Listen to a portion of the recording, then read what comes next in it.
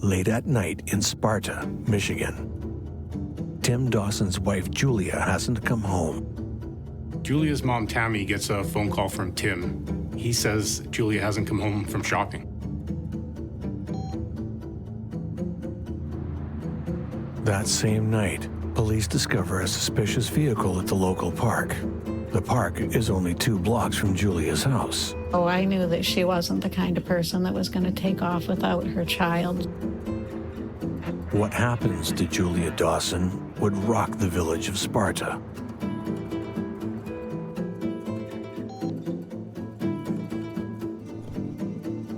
No matter how old your child is, parents always worry about their children. Julia's mom, Tammy, knows she may have seen her alive for the last time.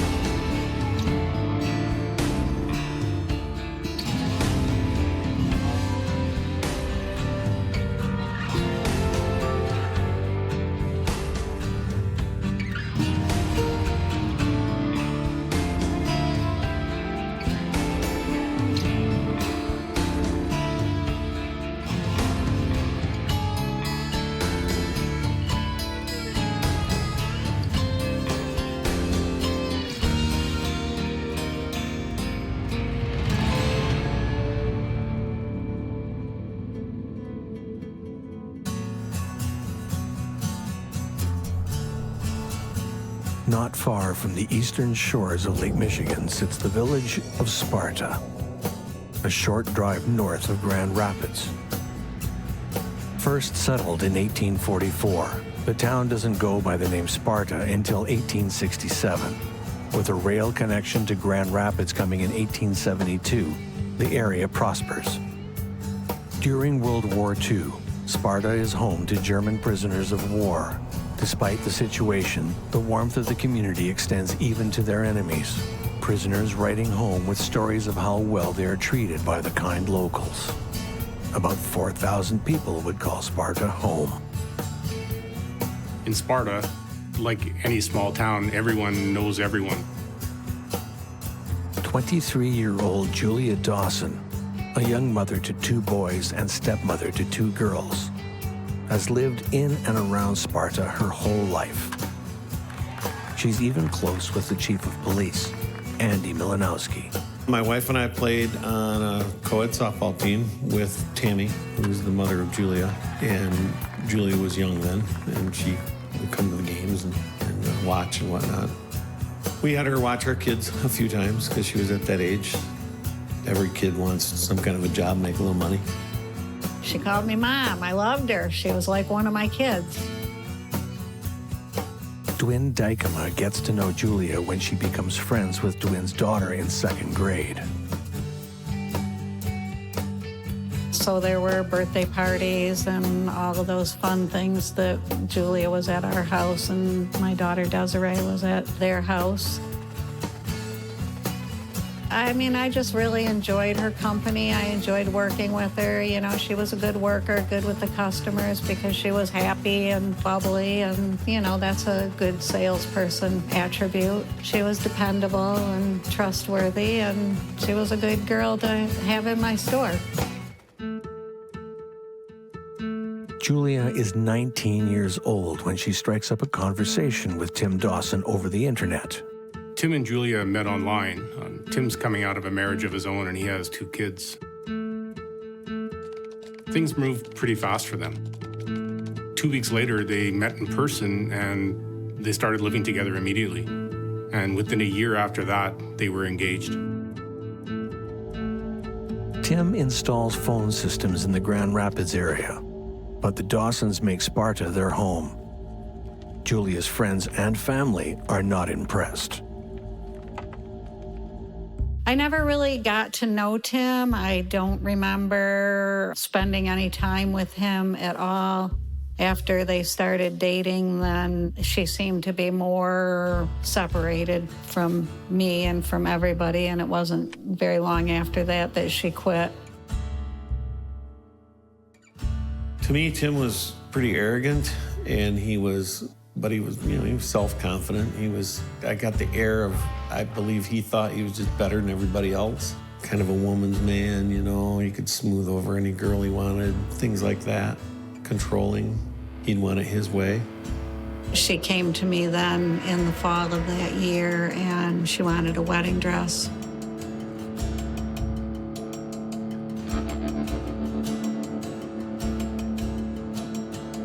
When she came, she had a hand mark on her neck, and then she had bruises on her arms. And I just looked at her. I'm like, Julia, what's going on here? And she said, oh, don't worry. Things just got out of hand. It'll never happen again. He's really sorry. She says, no, it'll be fine. He loves me, and I just want to get married. And so then I told her I wouldn't sell her a dress. I said, I just can't participate in this because you're making a wrong decision.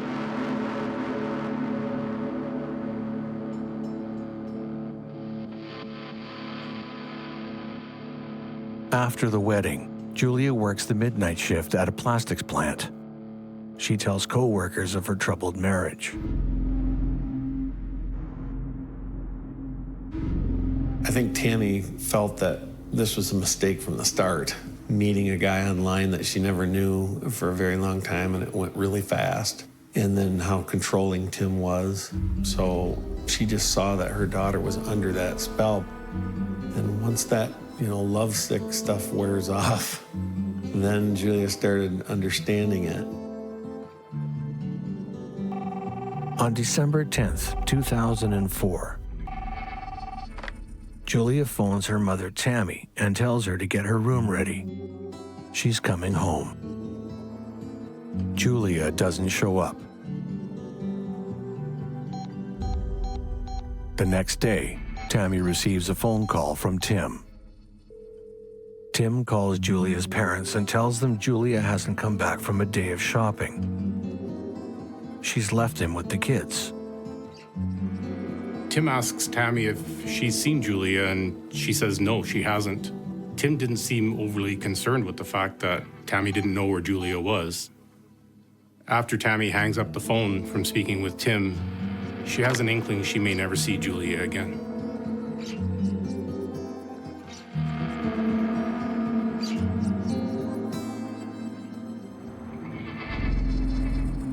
That same night, an officer with the Sparta Police Department discovers a suspicious vehicle at a local park.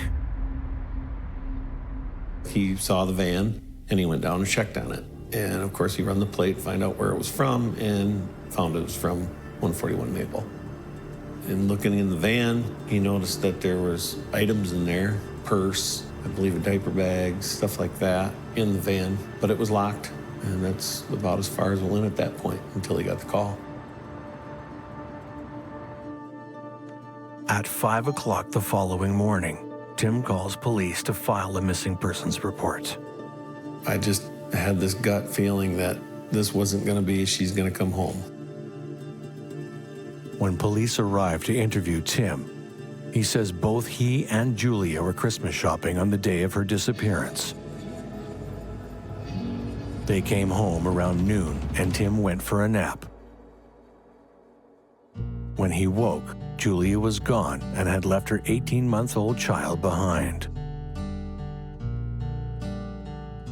She would not leave without her child. She's very family kind of a person, and even though I didn't know her and see her with her children, I saw her with my kids, and I saw what kind of a person she was all of her life growing up, and she was just vivacious and bubbly and joy-filled and loving and funny, and she just was a wonderful girl. So I knew that she wasn't the kind of person that was going to take off without her child just on the spur of the moment. We knew the kids were okay. There was no kids missing. It was an adult. She's now gone. And adults are adults. It's not a crime to go somewhere or to not tell somebody where you're going. We all know that most people don't do that. There's always in touch with somebody sometime during the day. But we just kept asking family, friends, and Tim to say if she comes home, then we need to know. In the meantime, nobody has seen her or heard from her. Police quickly make the connection between the Dawson's home address and the address on the registration of the suspicious vehicle found at a local park the night before.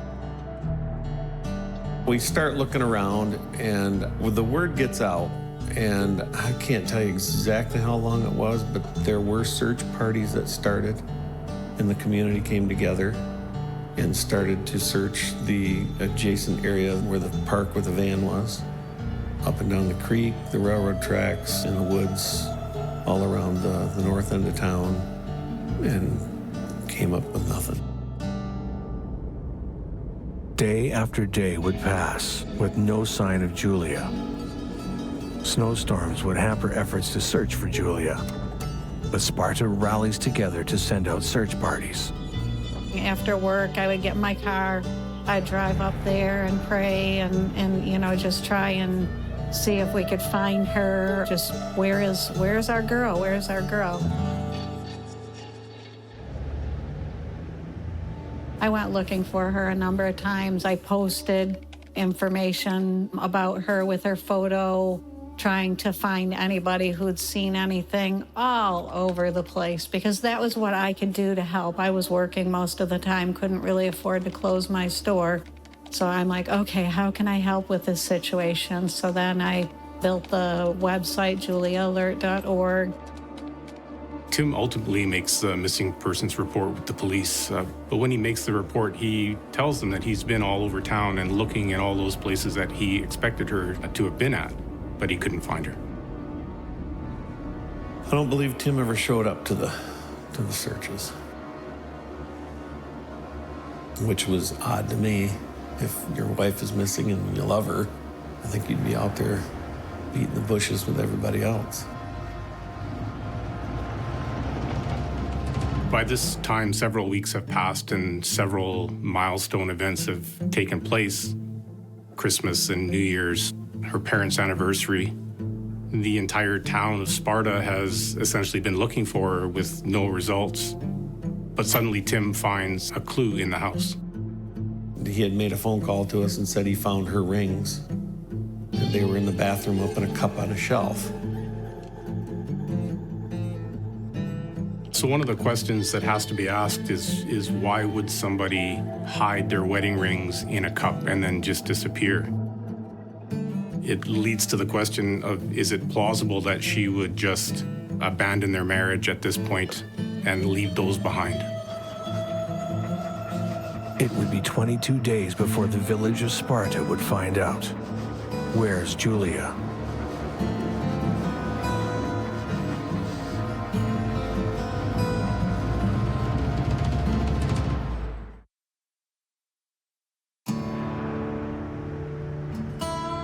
Sparta, Michigan.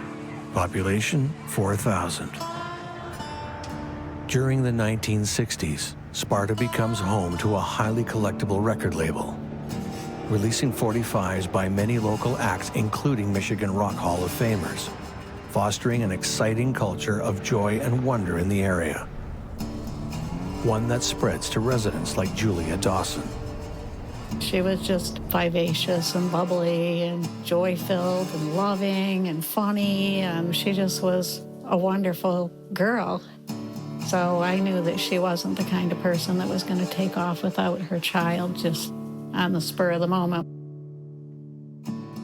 Julia's husband Tim wakes up from a nap, and Julia is missing.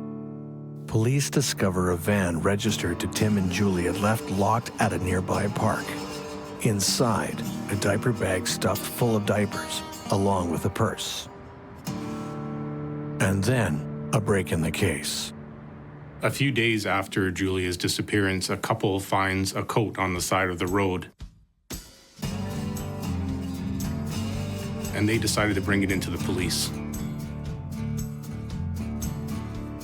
In the pocket was a ID card, and that ID card came back to Julia where she worked. So with that, we started to concentrate, searching north. I spent quite a few hours myself walking edges of the highways up there looking for her. More than 3 weeks after Julia goes missing, a man walks his dog down a road he takes nearly every day. But this day, he makes a gruesome discovery.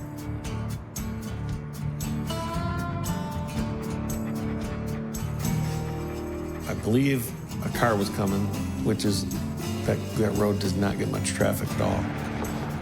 The subject moved over onto the gravel with their dogs to let the car go by. And at that point, they were walking next to the guardrail and they saw her on the other side.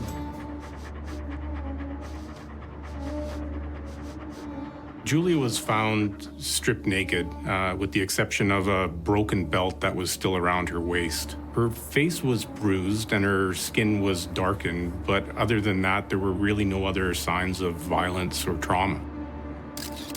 And it looked like her body had essentially been scrubbed clean. When the head rests below the body, a certain pooling of the blood called lividity starts, and that actually creates a purplish sort of blue coloration to the skin. Postmortem is likely to blame for the discoloration of Julia's skin. She had been exposed to the elements of Mother Nature, meaning the sun and the snow, for a significant time, and that was approximately 3 weeks. I wouldn't have been able to recognize her, facial recognition. She was face down, but she had a tattoo on her ankle area. We knew what kind of tattoo it was and where it was, and we did find one there. On January 3rd, 2005, 22 22 after Julia was last seen, her mother gets a knock on the door that no parent wants to receive. Sparta's a small town and rumors spread pretty quickly. Lots of people have their own suspicions about what happened. The question is, who would do this to Julia? Despite the rumors and suspicion, no arrests are made. And then, a shocking accusation at Julia's funeral. And then he gave his homily, and as he stood up there, he rather loudly said, "There is a murderer among us." Everybody was there. It was a pretty full service.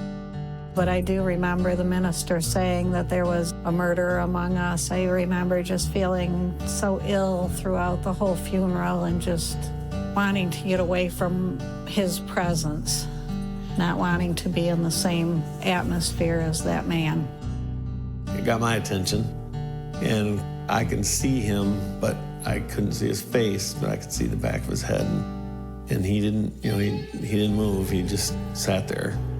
And you could kind of feel that tension in the church, because he didn't say there is a murderer among us out there. He said there is a murderer among us, which I felt like he was talking right there in that congregation. The pressure is on to make an arrest, but there isn't enough evidence to arrest anyone. The tips to police are now flying in fast and furious, and the pastor had made some comments that shocked the community. But police have now dredged up some new evidence that points to an entirely new set of suspects.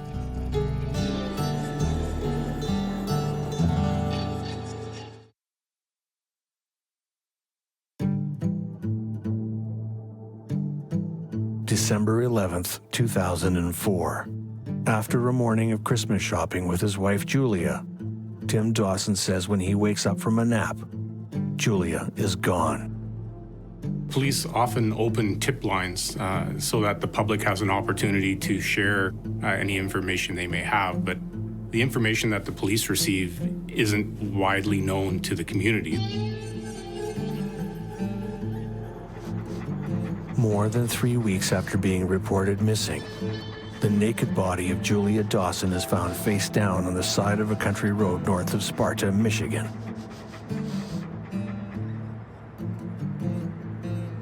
The rumor mill might be rampant at this point, but the community is unaware that the police are actively working on evidence that points to 2 new suspects at this point. We keep an open mind because when you start getting tips, you got to look at all of it, because I really don't want to charge or convict an innocent person for something they might not have done. So it's always best to look at every angle. I'd say 2 or 3 what you'd call more solid. A second suspicious vehicle is connected with the case. The night of Julia's disappearance, police see a car at the park where the Dawson's minivan was left. Investigators have learned at this point that a vehicle of the same make, model, and color is registered to a Dwin Dykema. And Dwin's been coming to Sparta more frequently recently under the guise of looking for some space to rent. Could the woman who had set up JuliaAlert.org and who had known Julia most of her life be responsible for her murder? They had a detective who was following me for months, and I just laugh about it. And he's like, yeah, she has a really boring life, because it's like I work and I go home and I work and I go home, and maybe once in a while I might go out and have a drink with friends, but by and large I have a really boring life.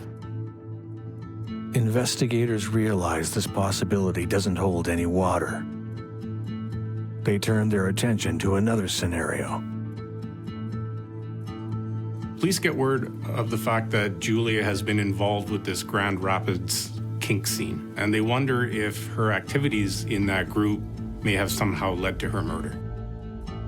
Perhaps she met someone online who was part of this kink community. An individual that is found face down and naked in the snow, such as Julia, had only one personal item found on her, which was her broken belt.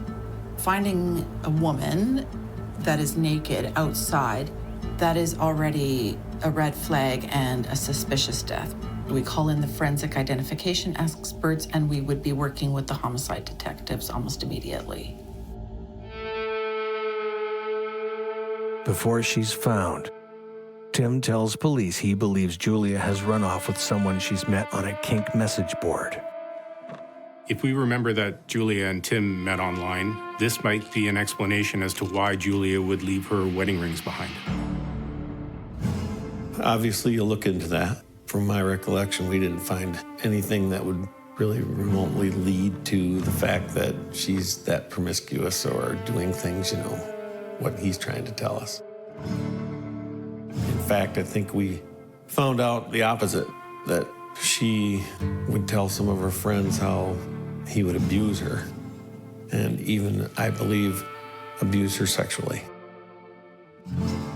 While other theories get ruled out, the evidence continues to mount against Tim Dawson as a suspect in his wife Julia's murder. Up to this point, we, and the detectives, I would say, pretty much caught him in several lies of different things about that night.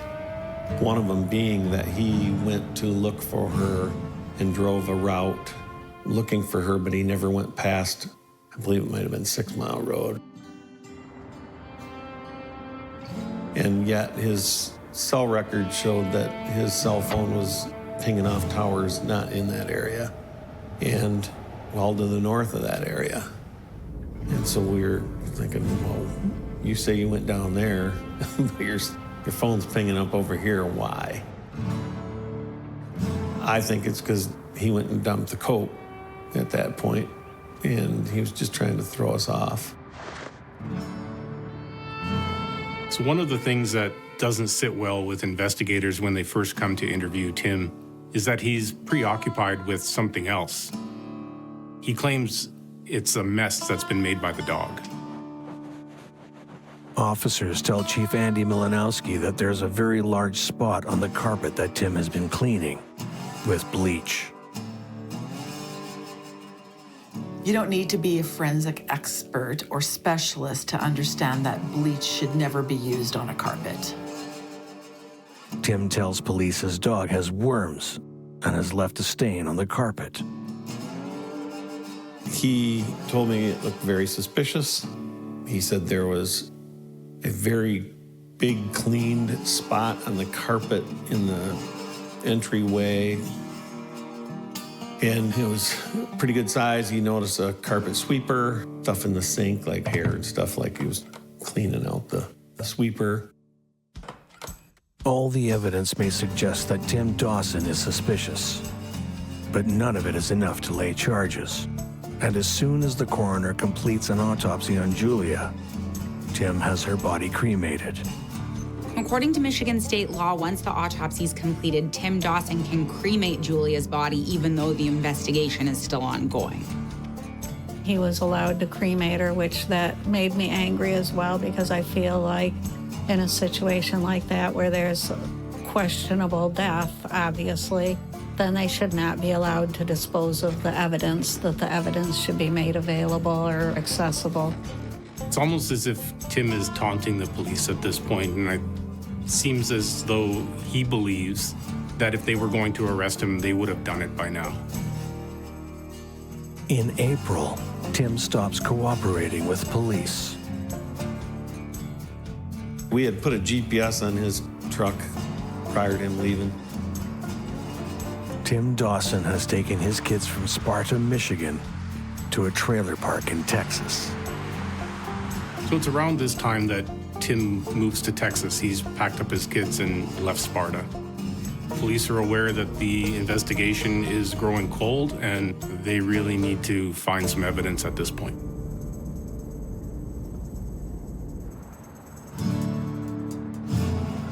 The body of Julia Dawson is found on the side of a country road north of Sparta, Michigan. She's been missing for 3 weeks. Julia was beloved by many in Sparta, but her husband, Tim, draws the suspicion of many in her murder. Many believe Julia is abused by Tim before she is murdered, and by April of 2005, investigators point to Tim as the lone suspect in Julia's death. Investigators are aware of the fact that the longer it takes to bring a case to a close, the more difficult it is to actually come to a resolution. And even though they are fairly certain who's responsible for this, they need a break in the case in order to move forward. Results come in from the autopsy performed before Julia was cremated and provide vital clues about what happened. What narrows down the approximate date and time of death is the contents that were found in Julia's stomach. Back before, when Tim was still speaking to police about the investigation, he did mention details about their last meal together. So police actually went and found the contents of that meal in Julia's stomach. The digestive system grinds to a halt when the person dies. So essentially, the body will still create gastric contact fluids, but it won't digest them. They would just sit stagnant within the stomach.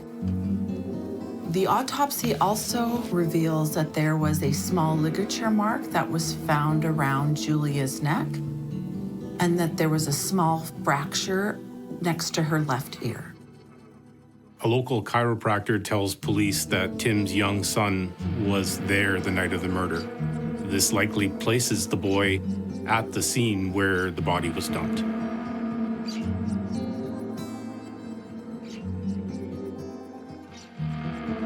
Evidence that was revealed within the autopsy findings did indicate that Julia received a blunt force trauma to the skull, but the cause of death was confirmed to be by strangulation.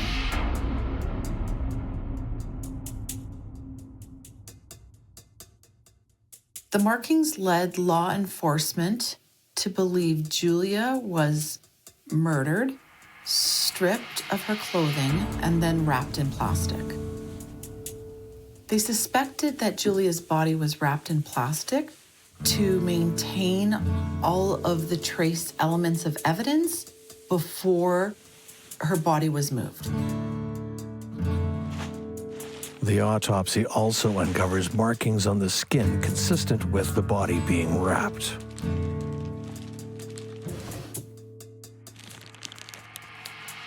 This would be consistent with a person intending on disposing a body.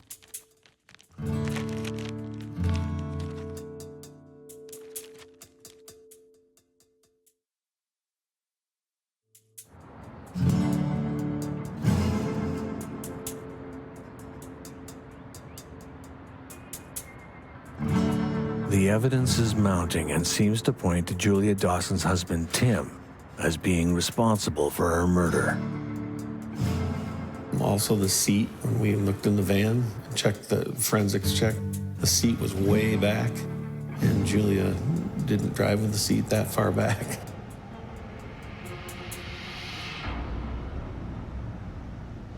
The detectives asked the girl that rode with her every day to work, and she said the van was pretty much always, kind of filthy. And I'm not saying dirty, but I'm saying always got stuff in it, full of stuff, in the back especially. And when we checked the van, the back was just completely empty, except I think a tissue box.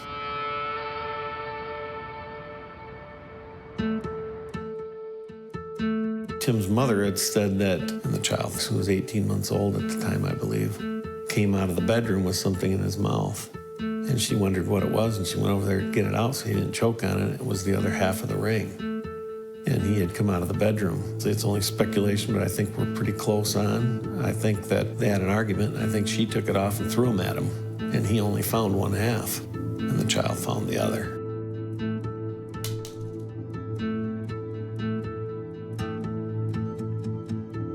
After 3 years of investigation, law enforcement believe there is enough evidence to make an arrest, but the local district attorney doesn't agree.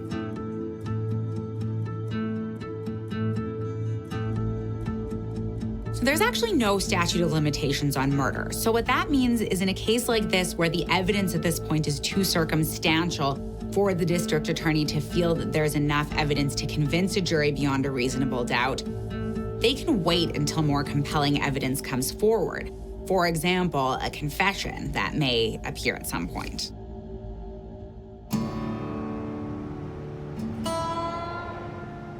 Sparta, as we've said, is a very small town, and there would be immense pressure from the community, never mind from Julia's family, to bring this case to a close. And the investigators are feeling the pressure of letting this go cold. In an unprecedented move, the authorities bring the case to the Attorney General's office. Finally, more than 3 years after Julia's murder, an arrest warrant is issued for Timothy Dawson for the murder of his wife. Officers fly to Texas to get their man.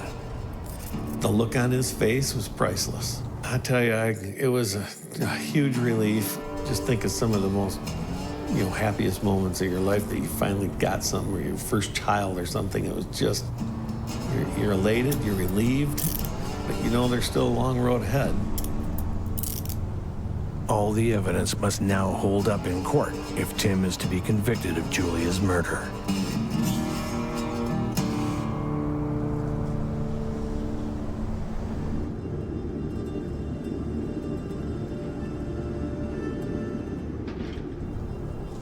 Chief Andy Milanowski gets his man in Texas. Tim Dawson is arrested for the murder of his wife Julia 3 years earlier in Sparta, Michigan. A village of 4,000 located east of Lake Michigan, the people of Sparta mobilize to find Julia when she goes missing. When Julia's body is found, the town obviously started to talk about it, and the overwhelming opinion at this point is that Tim is responsible, including by Julia's family. With all of the resources that go into a prosecution, as well as the impact on the various parties involved, the prosecutor has to be absolutely certain that they have enough evidence to put before a jury to prove their case before they take it to court.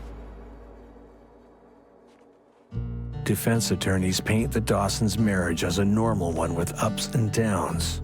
They present letters Julia writes to Tim days before her murder. Julia writes that she would love Tim forever.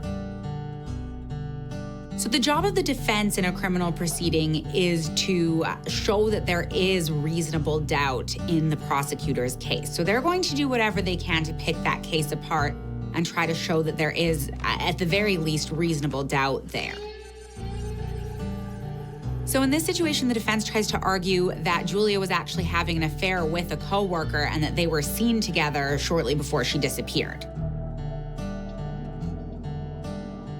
The defense subpoenas Dwin Dykema to stand for the defense. Dwin's called by the defense to testify that her and Julia were part of the same online kink forum in Grand Rapids.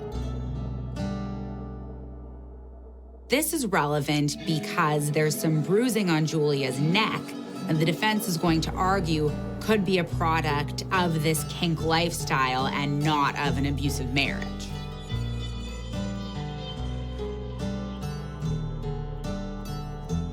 It's kind of a sneaky way to also get negative character evidence before the jury because while it is relevant to the bruising on Julia's neck, it's also possible that a jury is going to view membership in a community like this negatively against the victim.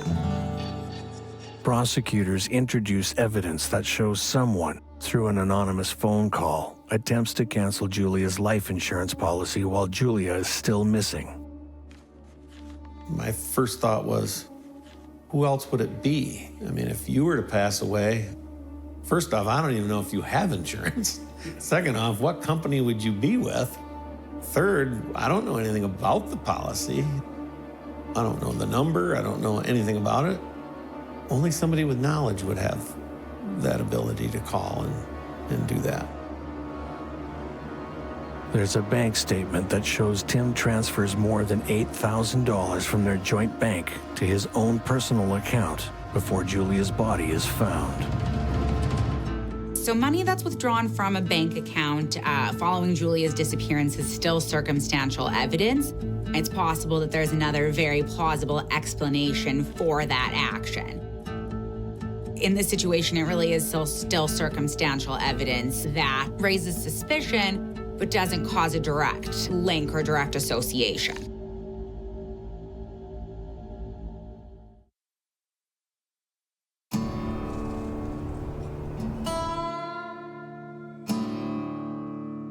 Convicted murderer Marvin Snyder takes the stand for the prosecution.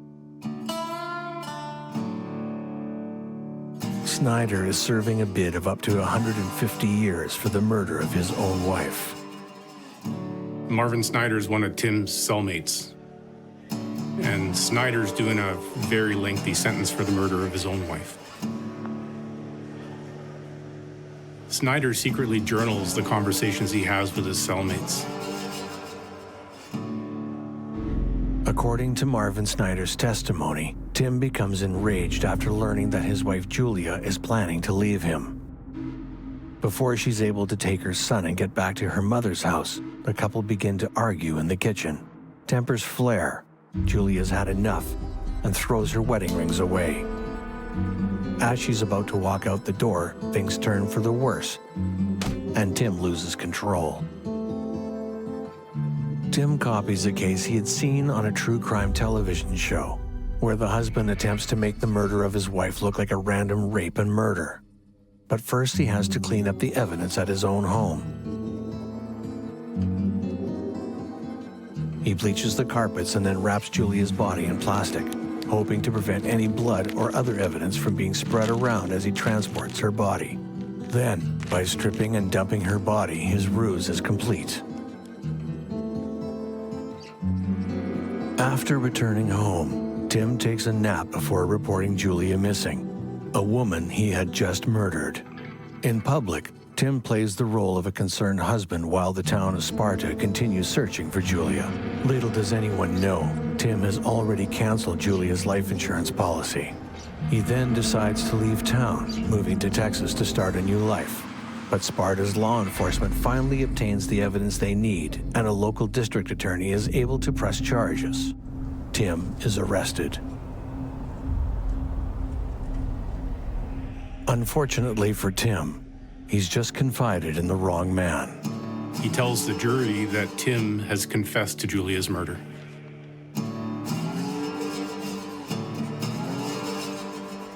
Tim tells Snyder Julia was ready to pack a bag, take the kids and leave him. So he hit her, choked her to death, and then generally freaked out.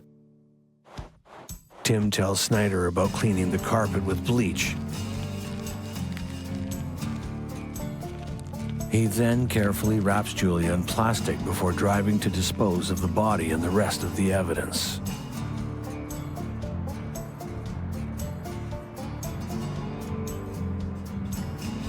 Basically, their main witness that they end up calling is a jailhouse informant, and it's a jailhouse informant who is serving time because he was also convicted of killing his wife. So basically, the jury's in a situation where they have an individual that was convicted of a similar offense, who wasn't believed at his own trial, and so they're now being asked to believe what Snyder's saying. So you have what would be considered an inherently unsavory witness that the jury's being asked to believe now. Julia's parents, Dwin Dykema, and the residents of Sparta hope law enforcement has done enough to convict.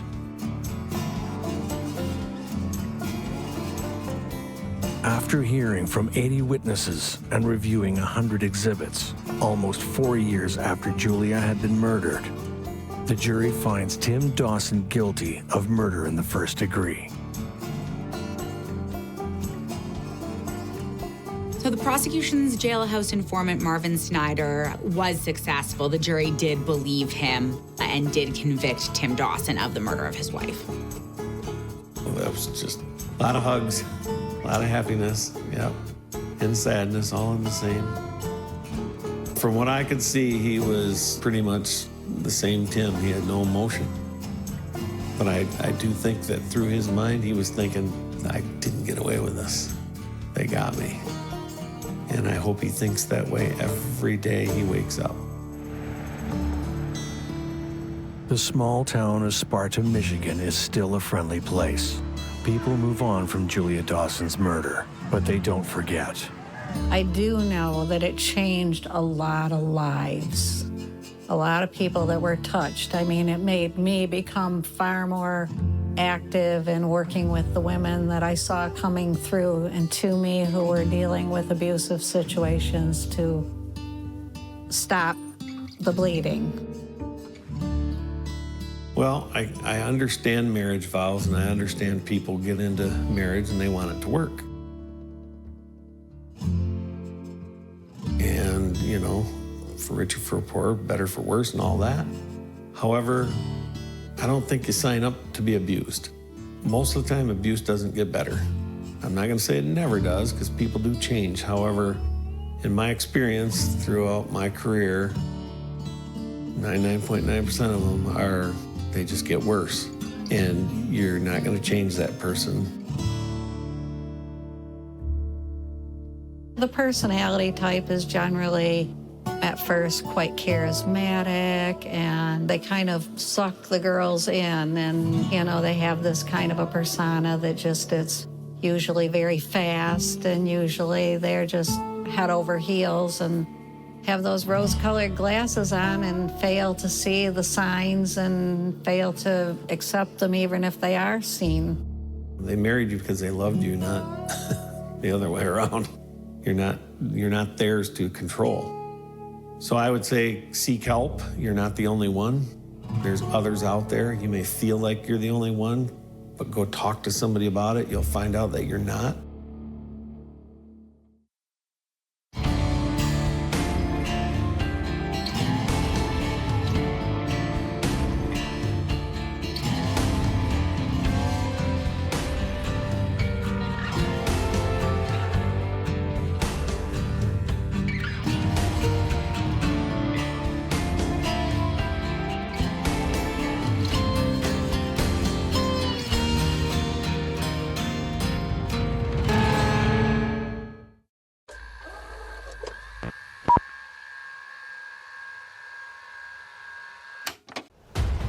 It's July 4th.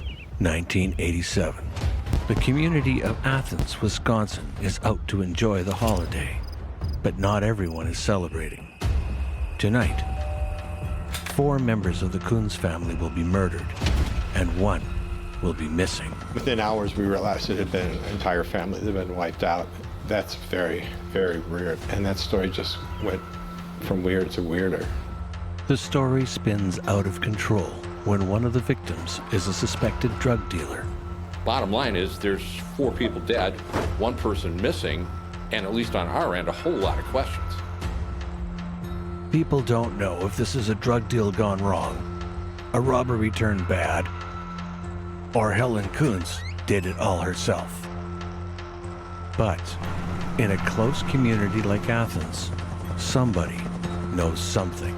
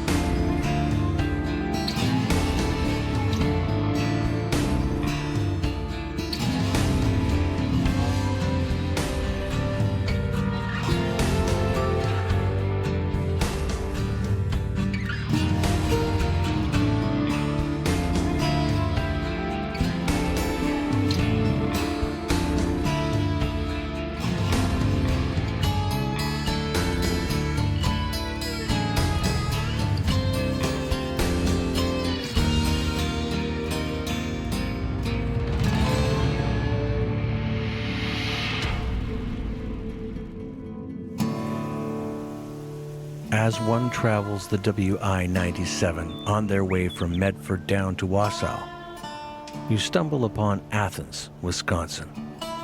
It's the kind of place where the American dream is born. Visitors might stop by a local cafe for a coffee with friends, or maybe one's in town for their 116-year-old fair to hit up the Midway that takes place in August. Known for being a quiet town, perfect for raising a family, and a killer ball team, there's an event that mars the pristine streets.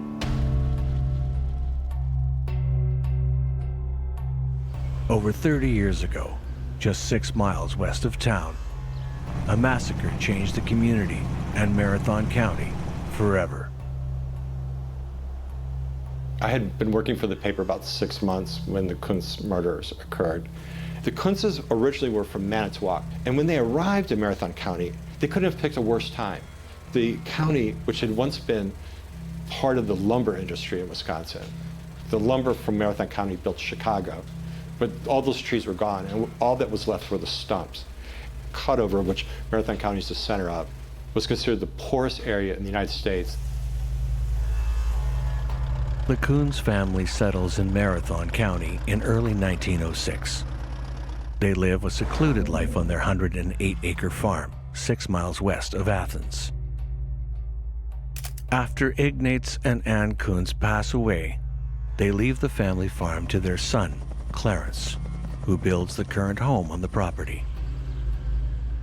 Athens is a smaller community and primarily agriculture. Dairy farms. You've heard the saying, America's Dairyland. We take pride in that. And generally, if we're doing a story out there in the late 1980s, it's either agriculture related or maybe there's a highway expansion, something like that. A homicide case like this is just the last thing you expect. By the summer of 1987, siblings Irene, Marie, Clarence, and Helen Coons all live on the farm with Helen's 2 sons, 30-year-old Randy and 55-year-old Kenneth, who is painfully shy. All but Kenneth live in the dilapidated main house with just a wood stove for heat and no running water. It seems for the Coons family, time had stood still. Of the 6 people living on the property, only Kenneth, known as Kenny, has an employment record. He spends his days at a local cheese factory, while the rest of the family lives off Social Security. Known as local hoarders, the Coons farm is a cornucopia of old implements and vehicles, which they've bought and sold. Due to the secluded lifestyle inherited from their parents, most of the Coons family is exceptionally private and reclusive. Helen and Randy were always seen together. Randy is Helen's chauffeur, constantly driving her to wherever she needs to go. He often waits in the car as she does her errands, even when she has her weekly Sunday breakfast in town. Helen Coons is an enigma for most of the community. She's quiet and polite. Like most of her family, she still dresses as though it's 1930, as if time moved everywhere except on their farm. In a way, the Coonses are set apart from the community. They have so little interaction with people in the town of Athens that they are seen as oddities. But the 4th of July in an area like Athens is an important event. It's a time when everyone who lives there comes together. Like many families on Independence Day, this Saturday is a typical family day for the Coonses. Enjoying time together, they have a picnic in the yard to celebrate.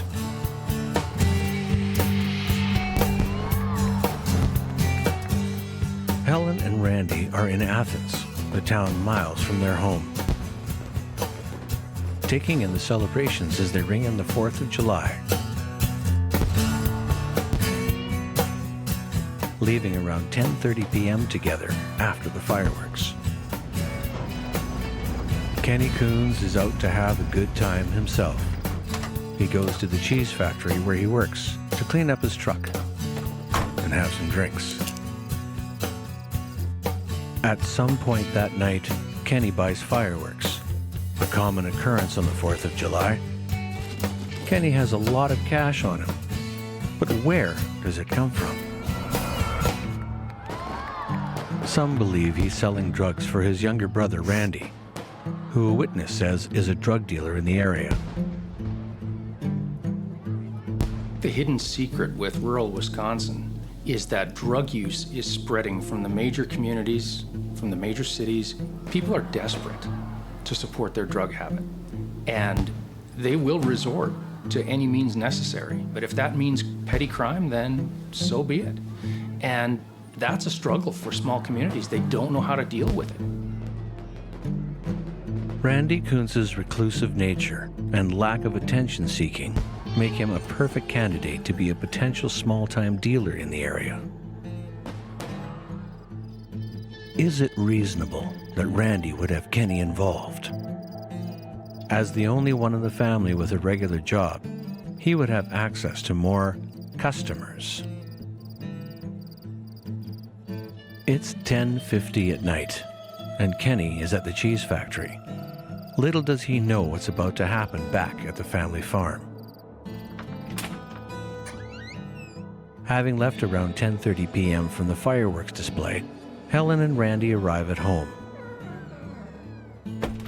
At some time between 10:30 and 11 p.m., Irene dozes while watching TV in the living room. Clarence is asleep in the bed that's in the room, having gone down for the night at 8 p.m. But someone has sinister plans for the Coons family. What happened at the Coons farm that hot July night?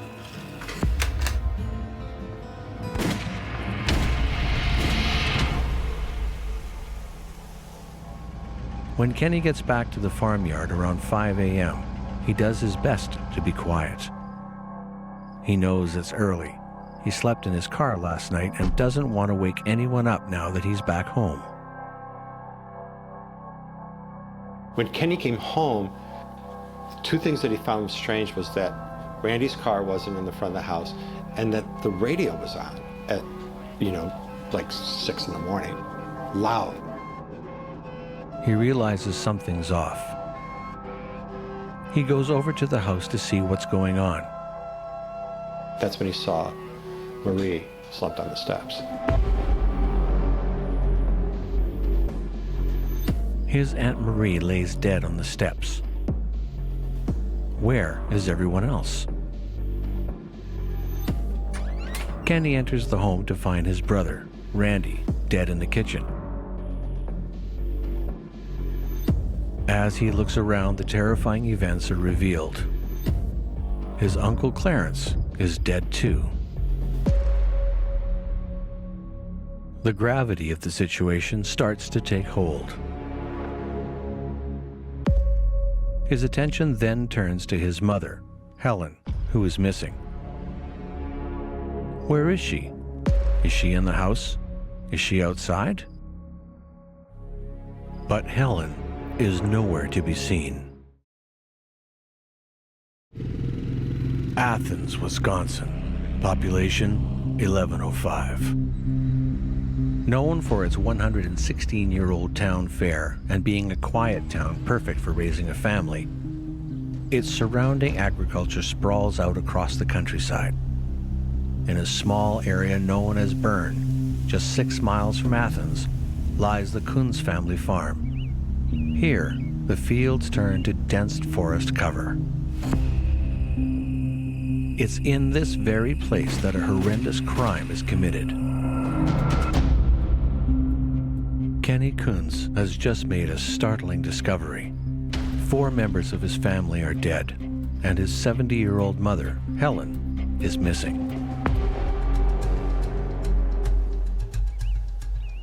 It's the morning of July 5th, 1987, and Marathon County Coroner John Larson has arrived at the scene to find Kenny Kunz standing grimly outside the residence. Nothing could prepare him for what he would discover inside. I was the Marathon County Coroner at the time of the Kunz case. This would have been a very unusual occurrence. I don't know that there had been any homicides or any kind of major crime in Athens for many years. When I arrived on scene and I went to the house, just inside that back porch door was the body of Marie Kunz. She had a apparent gunshot wound. As a former medical examiner investigator, if I was to come across a scene that had multiple victims and I was advised of that, that would be the first red flag, because that usually is something that's usually always of a suspicious nature. So I would automatically ask the police department that I am working with to secure that scene, so that way we preserve all of the evidence that is within that scene. No one contaminates it. So that we can get a very clear picture after going through with the forensic identification team to make a determination of what actually has occurred at this scene. Randy's body shows signs of a struggle, and the door shows no sign of a forced entry. This leads authorities to think that the perpetrator is known to the Kunzes, or they were at least let in willingly. Randy Kunz is lying in the kitchen, and we were concerned with Randy because he had a wound close to the middle of his forehead that was kind of a somewhat gaping wound, and we weren't sure initially if that was a wound from some type of a sharp instrument, possibly a hatchet. He had some blunt force trauma to his head. So not only was he shot, but he was struck with an instrument. Evidence, that's where you have that wording called chain of custody. The police department makes sure that the only one that is going to take any items out of that scene is the forensic identification unit, and they move that evidence from the scene to then their crime lab. We also do that with the body. We take that body to the morgue with police presence and lock them up, and again, we have all preservation of evidence until an autopsy is performed. The wound on Randy's head actually turned out to be a graze or a gutter wound, where the bullet actually went through the skin and just grazed it. And we were able to identify that that was actually a bullet wound at autopsy. One of the crime lab technicians, who is extremely knowledgeable about firearms, he had strong suspicions that this was a semi-automatic long gun. Clarence was lying on his right side, and Clarence had 2 gunshot wounds just below his right eye. There was a body identified, an elderly little woman, as Irene Coons. She was sitting in a cushioned chair. Her head was slumped forward. Forensic evidence also shows that the family dies between 10:30 and 11 p.m. on July 4th. Right around that time, Helen and Randy would have been arriving home after leaving the fireworks display. Investigators wonder if this was just a robbery on the secluded farm that went wrong. But there is money seemingly everywhere. They find envelopes full of it. The total is $22,000 in cash, the equivalent of over $50,000 today. But where did it all come from? Is it from Randy's supposed drug dealing? If not robbery, what's the motive of this horrible crime? It doesn't take long for the investigators to discover some disturbing signs of the nature of the Coons household, the mess notwithstanding. Despite the veritable squalor of the Coons home, there is a new television and VCR, and next to that, there are dozens and dozens of pornographic videotapes out in the open in the family living room.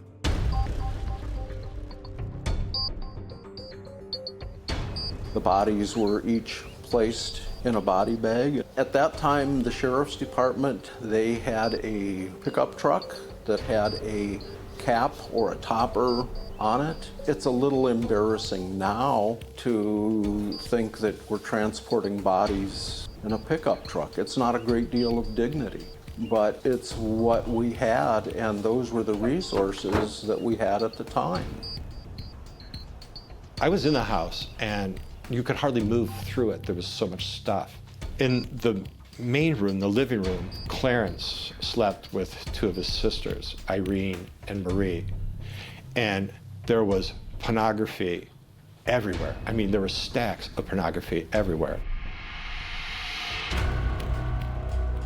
Suspicion immediately falls on the only person readily available, Kenny Coons. This is often referred to as a family annihilation, where one person in the family suffers a trauma at the hands of one or more of the persons that have been murdered. Given the state of the home and the disturbing evidence found within, it led investigators to believe initially that Kenny was a suspect. The sheriff's department immediately eliminated Kenny as a suspect because when he ran to a neighbor's house and asked to call the police or the sheriffs, and the sheriffs came, he said there are 3 people dead in the house and 2 people missing. But there are actually 4 people dead in the house. And if he had actually killed those people, he would have gotten the number right, at least. Back at the Coons farm, more interesting evidence is discovered. For some reason, Randy's car is parked in the garden that Kenny has freshly tilled up. Something neighbors say they've never seen before. Several tire tracks are there. Most of the tracks are accounted for, but one set of tracks is a mystery. But the most pressing question remains. Where is Helen Coons? Is she still alive? What does she know about the murder of her family members?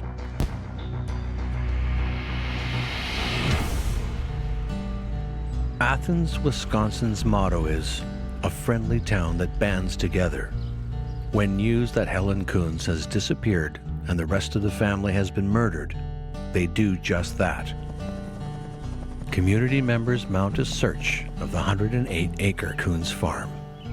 They search through the outbuildings and acres of heavily wooded land.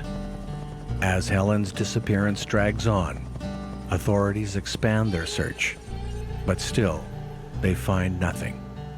I know that there were a lot of searches done, searches of the area cornfields, searches of woods. They had volunteers, and it was very disconcerting that there was not a trace of Helen Coons. I mean, the community was just, they were shaken tremendously that there was a homicide in this very small town. One of the weirdest parts of this case was that this woman, Helen Coons, 70 years old, had vanished. People started wearing these buttons that said, "Where's Helen?" The incredibly private Coons family's personal information is now under a microscope. Investigators start to analyze Helen's movements. Could she be the perpetrator? Just a few weeks before the incident, Helen buys .22 caliber shells for what she says is to shoot blackbirds. But with the murder weapon also being a .22 caliber firearm, suspicion arises. Could Helen have motive to kill her family? When Helen became pregnant with Kenny, she was 15. She had just turned 15. And she claimed that a bootlegger that lived across the road from the Coons farm in Marathon County had raped her. He was convicted of statutory rape. He went to prison for about 18 months, lost his farm, eventually died in a car accident. But the bootlegger said, everyone knows that Helen and Clarence, her brother, are in a sexual relationship. The idea that Kenny was Helen's son through a relationship with her brother Clarence, one of the victims of the shooting, that never disappeared. When the sheriff's department asked Kenny who the victims were, he said Clarence, his uncle, was also his father. At first, the sheriffs thought he's just confused. He's just not following what's going on here. But he meant it. There were other reasons to suspect that Helen might have been angry. An Associated Press reporter was interviewing someone that ran the hardware store in Athens. And the person there said, how are you doing? She said, I'm just so angry. My family, all they do is watch pornography all day long. And I just want to kill them. It makes me so mad, I just want to kill them. Though Kenny later denies saying anything about incest in the recorded police interview, the pornographic videotapes found at the home and Helen's own statement at the hardware store give investigators a feeling that something is amiss at the Coons residence. Have all the years of routine and squalor finally caused Helen to snap? Did she mean it when she said, "I just want to kill them"? Was it all too much? Is this issue with pornography the final straw?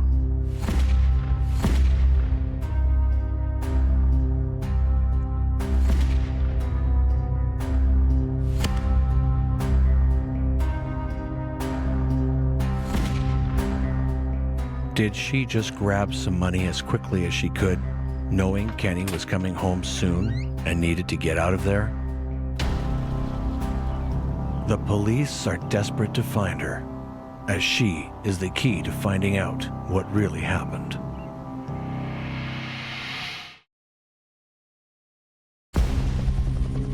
Four members of the Coons family have been murdered, and 70-year-old Helen Coons is missing. Despite a massive search, authorities still don't know where Helen is. They broaden their investigation in hopes of getting more clues. Authorities have heard rumors about Randy's drug dealing. Could this have something to do with what happened? As an investigator, it's a very humbling experience when you have a crime scene with very little evidence and everyone's looking at you. Everyone's looking for answers. There's all kinds of pressure that's put upon you by the media and by the community. When you have no clues and you have no suspects, this is when the real hard police work begins. Because you know somewhere, someone has to know something. Months go by, and Helen is still missing. Recently, a young man has bought a car off the Coonses. Chris Jacobs III. Perhaps he knows something that could give the investigators a better understanding of the Coons' world. Maybe he saw something or noticed someone else at their farm that could be a clue. He was a young man, a farmer from across the county line in Taylor County, rural Medford. Chris Jacobs was arrested for stealing a car, and he had chopped the car and dumped the parts in a marsh not too far from his house. And he was just a troublemaker.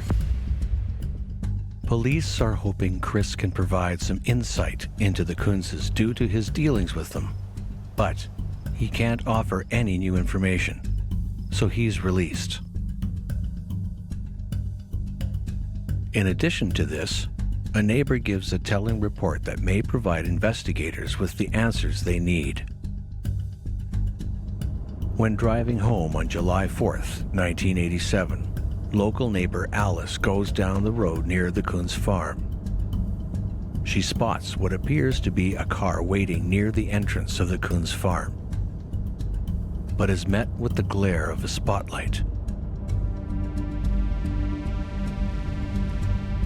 Curiously, the car follows her until she is well past the Coons farm. But will her tale equate to an arrest? Without seeing who the driver is, what does this tell authorities?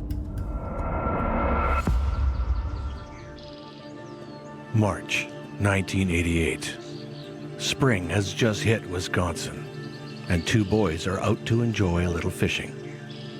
An ominous odor catches their senses, leading them to a haunting discovery.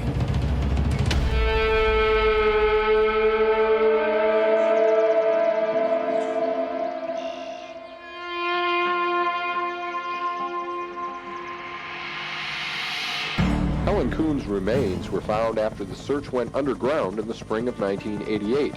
Now the final victim had been found, but what exactly did that mean? We now have a fifth confirmed victim, but we may not be a whole lot closer to getting this case charged and into court. Helen, her body was found out in the outside environment. So we have things such as Mother Nature with the hot sunshine and wind, and she was also in water. So many months later, it would have been very difficult to do a visual recognition of her body. As an investigator, the most important thing in terms of suspecting that that would have been Helen is to do a positive identification. We would be looking for things such as fingerprints for Helen. We would be looking for any sort of dental work. With Helen discovered, investigators must double down on the evidence they have. After their initial interaction with Chris Jacobs, investigators decide to follow up. A search of his bedroom discovers some striking evidence. The shell casings had interesting evidence because you have the firing pin mark, which is like a fingerprint of a weapon. On each and every spent shell casing, that's extremely identifiable, along with the breech marks. When that bullet is fired and it expands, the breech expands and stamps on the part of the base of the barrel, the breech, and it leaves absolutely identifiable marks. The shell casings found in Chris's room are the same as the ones found at the Coons'. As the search continues, police also discover a handheld spotlight in Chris Jacobs' car. Local neighbor Alice had said someone had shone a spotlight in her face that fateful night when she passed the Coons farm. The onus is on the prosecutor to compile enough evidence to present to the court to prove their case beyond a reasonable doubt. So when the prosecutor is deciding whether or not to initiate a prosecution on behalf of the federal government, there's two issues that they have to consider. The first is whether there's enough evidence to prove that case beyond a reasonable doubt, and the second is whether or not prosecuting that case best serves the interests of the public. And criminal trials can be very lengthy, so the prosecutor needs to make sure that they have all of the evidence that they think they need need to prove the case prior to starting that trial. The evidence is piling up against Chris Jacobs, but Chris maintains his innocence. The police feel like he's their man and press charges against him. Chris purchases a vehicle from the Kunzes. This we know. But prosecutors have a theory about what happens during the encounter. Prosecutors theorize that Chris has to go inside the Kunzes' home to get the bill of sale. While inside, Chris is shocked by the Kunzes' home and living arrangements. Chris notices money lying around. After getting the bill of sale, he hatches a plan to rob the Kunz family. Key defense witness, local man Wayne D. Weiler, gives investigators a statement saying that Chris Jacobs told him that he was planning to rob the Kunz family. Investigators contend that Chris and one or two other unnamed individuals sneak onto the Kunz family farm and brutally murder the Kunz family.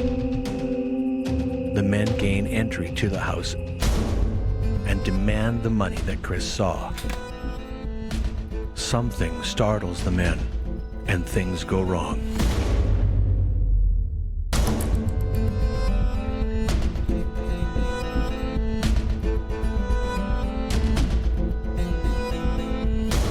Did Randy try to defend his family from the assailants? A struggle ensues. Perhaps Chris doesn't expect the Kunzes to fight back, and Randy is the next to die. But something occurs that's unclear. What happens to Helen? What makes her so unique that Chris and the other assailants take her with them? Why is there so much money left at the house? Is the motive robbery? Investigators say that the tire tracks at the Kunz farm match Chris's car. Did Alice see them as she drives by? Autopsies show that Helen dies around the same time as the rest of her family. Her body is dumped 19 miles away in the Taylor County muskeg. When Jacobs is arrested for stealing and stripping a car months earlier, he is found to have thrown car parts in the swamps around his farm. Helen is found in the same area. Despite the evidence against Chris Jacobs, his lawyer has another theory behind what really happened that night.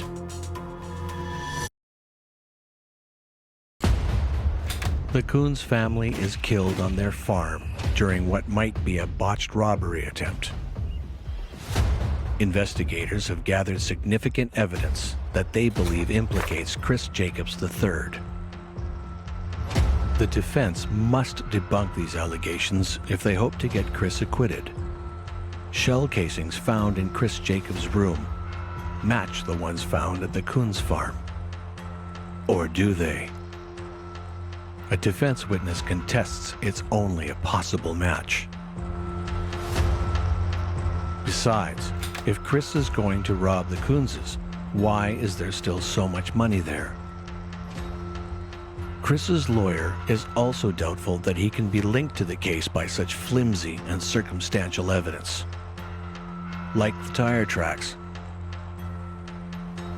it's established that Chris was at the Kunzes' residence to buy a car. Of course his tracks are there. The defense theorizes that the murders result from a drug deal gone wrong, and that Randy is a known drug dealer. A witness is brought forth, Tracy Bartlett, who testifies he bought $1,800 worth of cocaine from Randy and Kenny just days before the murders. If Randy and Kenny were involved in the drug game, they may have had to pay back their suppliers at the end of what would have been a busy July 4th. Since Kenny was supposedly involved in the racket, we know he couldn't have made the meeting because a witness saw him at the factory that night. I seen Kenny Kunz's car. Is that an automobile you're familiar with? Yeah. And did you see Mr. Coons as well? Yes, I did. And where was he when you saw him? Entering the building. While Randy waits for Kenny to show up with the rest of the money, his suppliers are getting impatient. The suppliers go into the house to wait for Kenny. They run into Marie. She is the first to die. Kenny is nowhere to be seen. They get desperate. Randy is sure his brother has just lost track of the time and will be there in a moment with the money. But is it possible that Kenny was wholly forgotten? The defense posits that it's not until it's too late that Kenny remembers he was supposed to meet Randy and give him the money. The suppliers aren't having any of Randy's delay tactics. They must have some cash here. They're going to get theirs one way or another. Kenny heads home but is terrified to face his brother without the money. He decides to avoid the house altogether rather than face the music. But Randy has to play a tune of his own when his family is threatened. Unfortunately, the Kunzes are in a fight for their lives. A fight they can't win.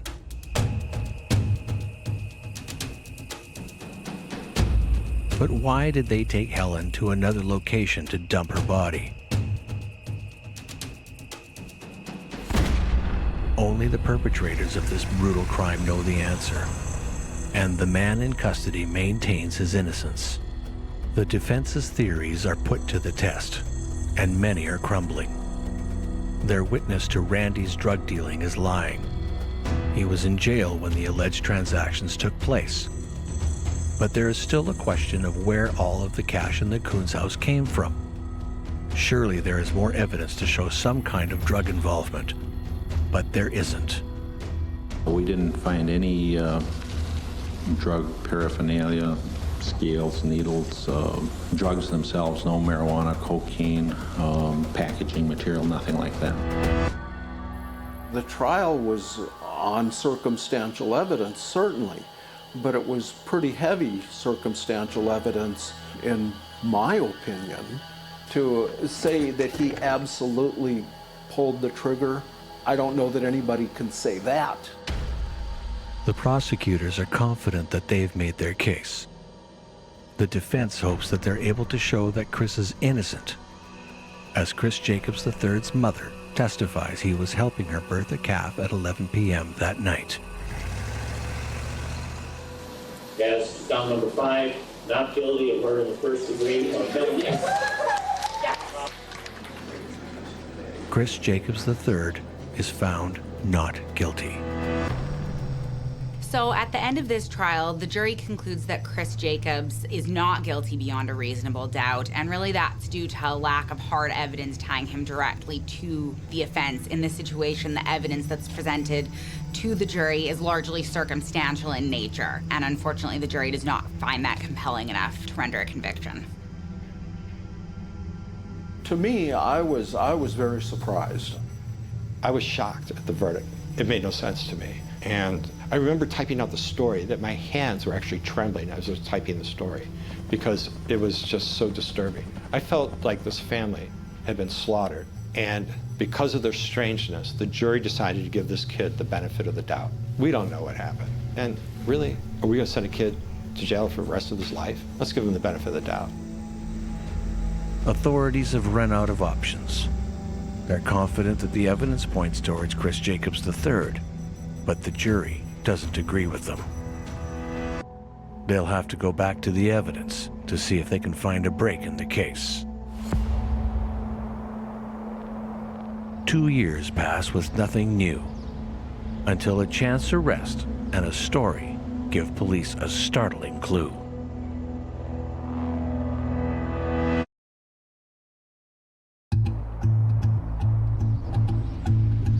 It's 1993. Chris Jacobs has been working construction since he was acquitted of the Coons family murders. However, one day before the statute of limitations runs out, Chris Jacobs is arrested again. I remember the conversation among myself and a number of my colleagues. None of us are attorneys. We're asking ourselves, can they do this? Because it sounds like double jeopardy.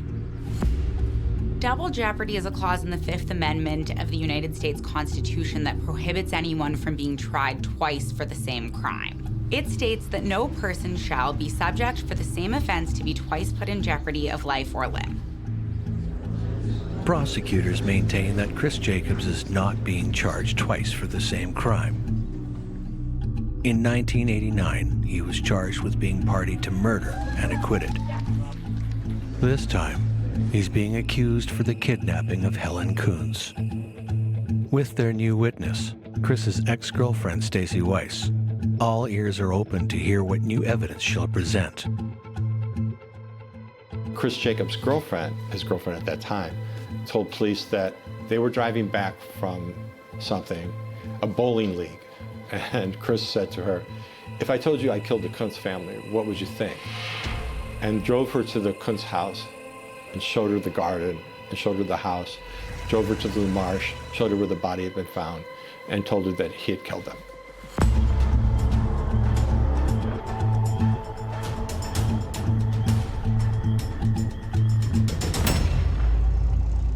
And killed Helen there. Her statement became he raped her in order to prove his manhood, to prove that he was a man. From there, the story is hazy. Helen is subsequently killed and her body thrown into the swamp.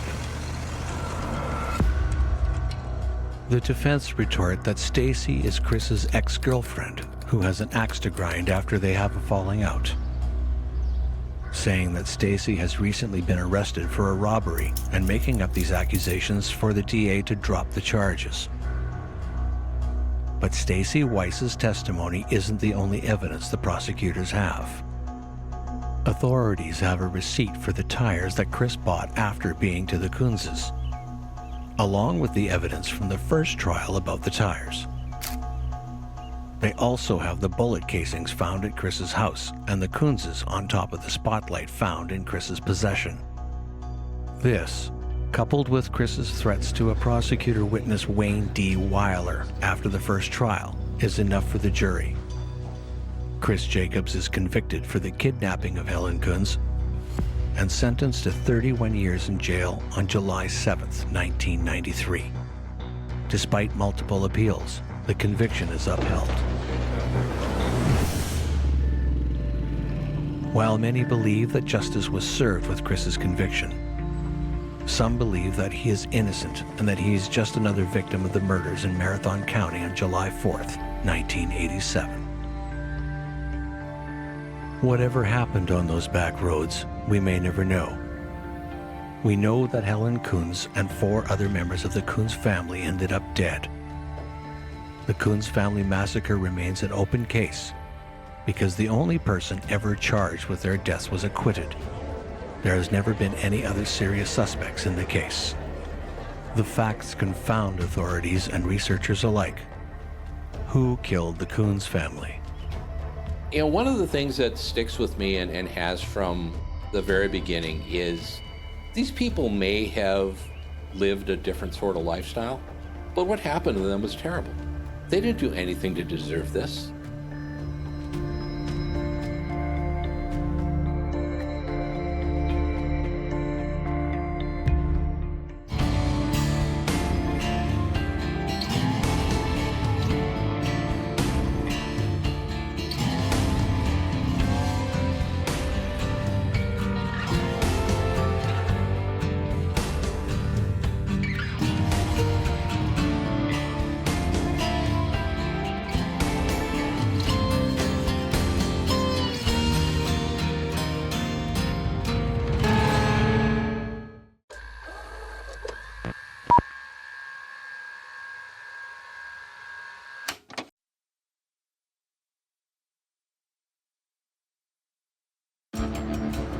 In Jackson, the crossroads of Michigan.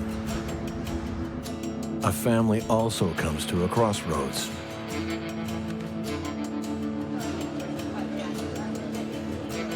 A mystery illness. And a bizarre discovery. In this house of nightmares, nothing is as it seems.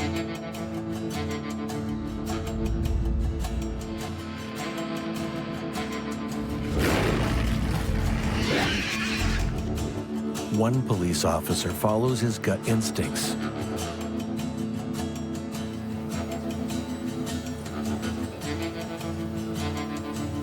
And discovers the abomination that was supposed to stay hidden.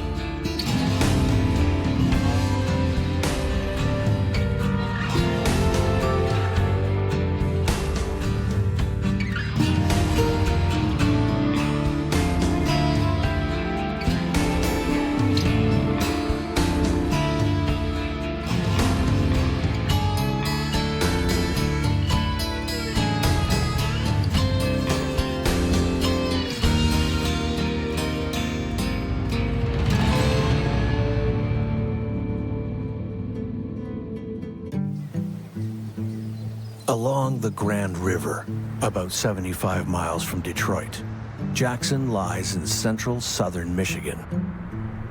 It's an affordable working-class commercial and manufacturing hub known as a cool place to live. And it's got history. The Republican Party can trace some of its early roots to Jackson and the 1854 anti-slavery rally. The Jackson Railway Station is one of the oldest and greatest American railway stations, known as the Crossroads of Michigan. But some of Jackson's history is something its residents would prefer to forget.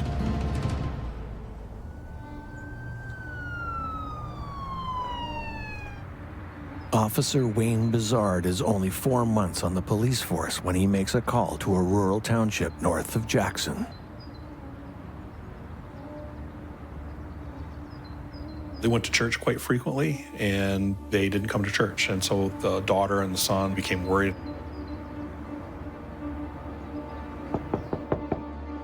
But they had thought that it was a gas leak or something of that nature, so they called 911. We went inside and cleared the house, and obviously it was a homicide. And soon, a gruesome discovery is made that will alter Wayne Bizard's life forever. A gang of juvenile males has descended on the home. They had heard that the couple had a lot of money. The husband was right near his recliner in the living room. He had obviously been stabbed multiple times in the back of the neck with kitchen knives still sticking out.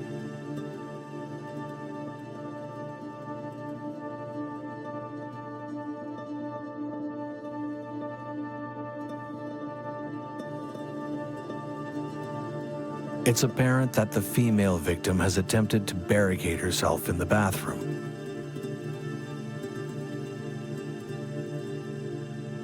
And again, the knives were sticking out of the back of her neck.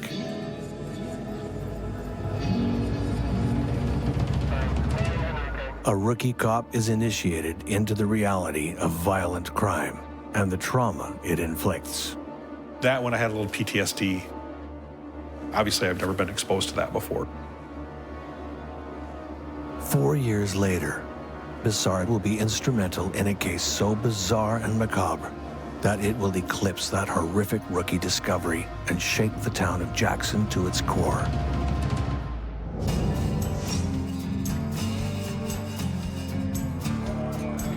Kevin Lloyd Arts, known by his nickname Kip. He is the owner and head chef of the popular restaurant Kip's Pizza Taco House.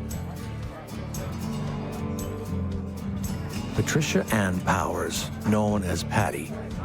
When she meets Kip, she has one daughter from a former abusive marriage.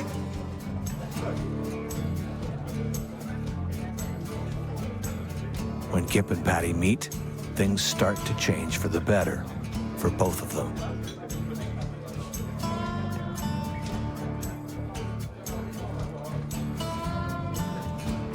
And after Patty's bad marriage, her family is delighted to see Patty happy again.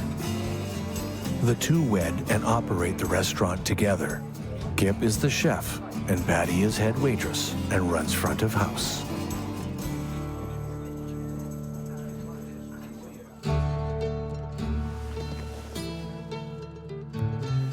Their restaurant and home are attached, so they never have far to go and are always together.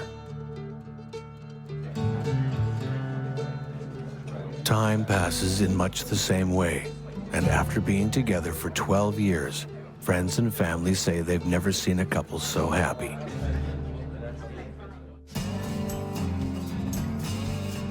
The couple decide to throw a big roast barbecue for the people they love. And having access to their own commercial kitchen, Kip and Patty are ideally situated to host.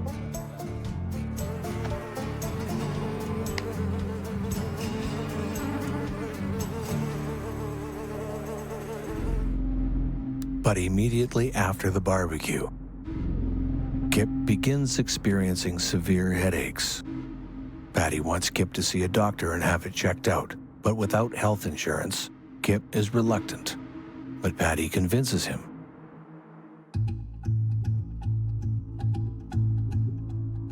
The doctor has shocking news. Kip has a large blood clot on the right side of his brain and will need emergency brain surgery. On June 29, 1999, Kip is admitted to hospital in Jackson to remove the blood clot in his brain.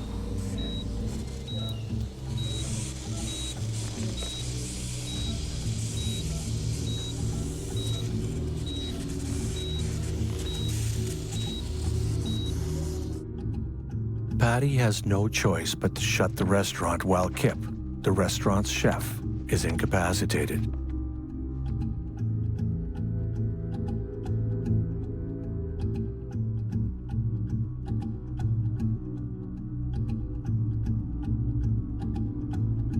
Kip and Patty do not have health insurance.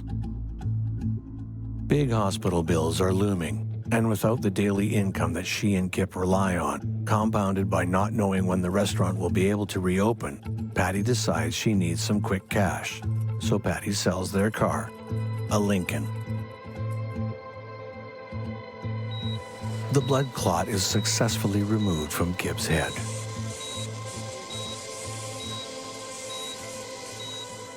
After the surgery, Kip is a changed man. When he is released on July 2nd, his father, Lloyd Arts, notes that his son appears dazed and childlike. But without medical insurance, the tab is growing by the hour.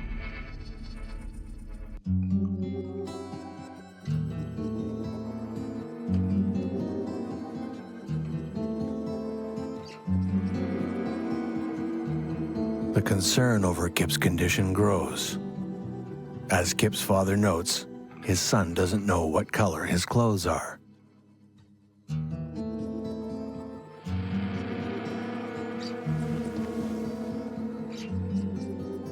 But Kip is in the care of Patty, his loving wife.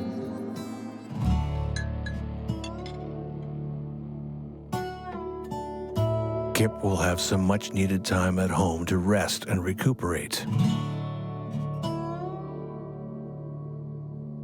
Patty is left entirely alone to care for Kip in their combined home and restaurant, which is usually bustling with customers.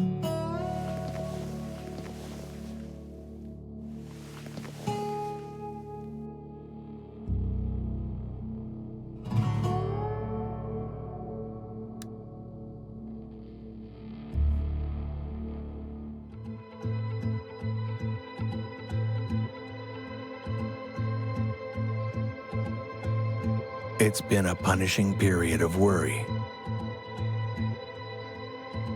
And Patty is overcome by exhaustion.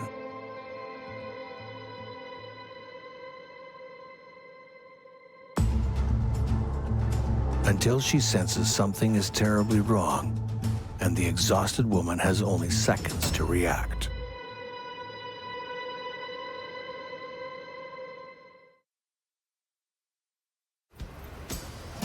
Jackson, Michigan. Population 33,534. Living in a diversified commercial and manufacturing center with ties to the auto industry. The cost of living is low. The air quality is good. With a small town feel,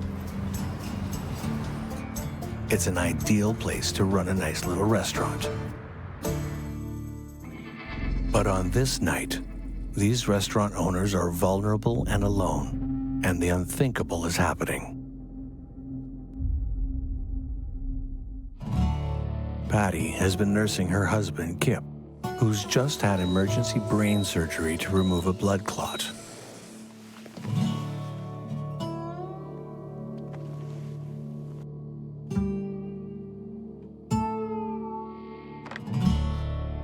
It's not unusual for Patty's family to talk to her every day. So after the surgery, when no one has been able to get a hold of Patty or Kip in 2 days, they become concerned. Patty's sister Cynthia decides to pay them a visit and check things out herself. Much to her surprise, since Kip is there recuperating from major surgery, no one answers her knock. But as she's about to leave, Kip answers the door. Kip tells Cynthia something that shocks her. That he and Patty got into a fight, and Patty took off in their Lincoln to visit someone. But Cynthia knows that Patty sold the car. With Kip's odd demeanor and his lie about the car, Cynthia believes that something is very wrong. Alarm bells are going off for the family because of the lie about the car. But was it a lie or was it just confusion? They know he hasn't been himself recently because of the recent brain surgery. And if an accident happened in the home, he probably wouldn't be able to deal with it on his own.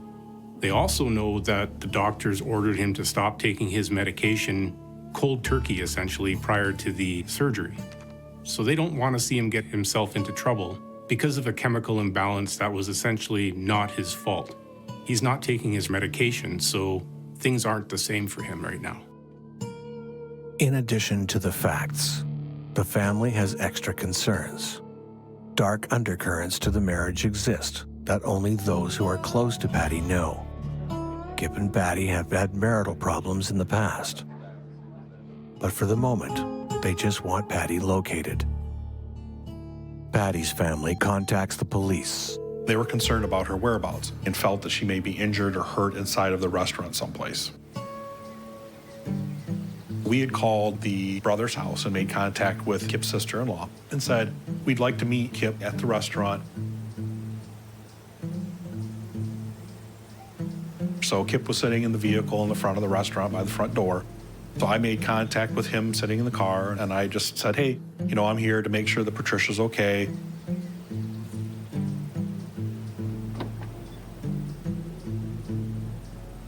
So he reluctantly went to the front door of the restaurant to let me in. When he started to put the key into the door, his hands were shaking. And then he said, I can't do this. And he turned around and he went back and sat in the car.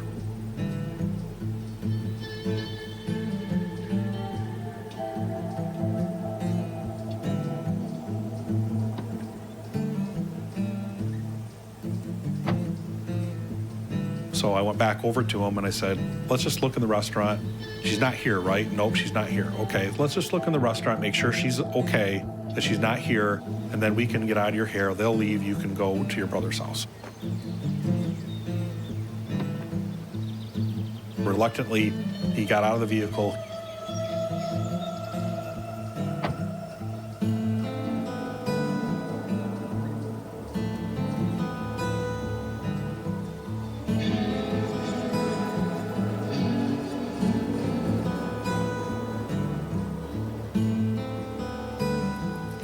And again, his hands were shaking, but he opened up the front door, and I followed him into the restaurant. The men enter the restaurant, but Kip does not turn on the lights. Bizard looks for the body of Patty. Still in darkness, Kip leads the officer into the kitchen area.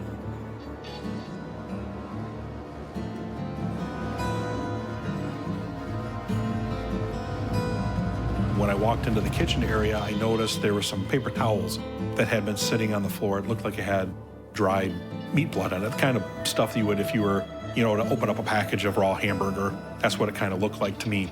And then next to it was a large garbage can, which had some of the same type thing in it. Well, the restaurant had been closed a couple of weeks. I had known that, so I thought that was kind of strange, but maybe not out of the ordinary for a restaurant. Officer Bizard has one last look for Patty, but he sees no sign of her.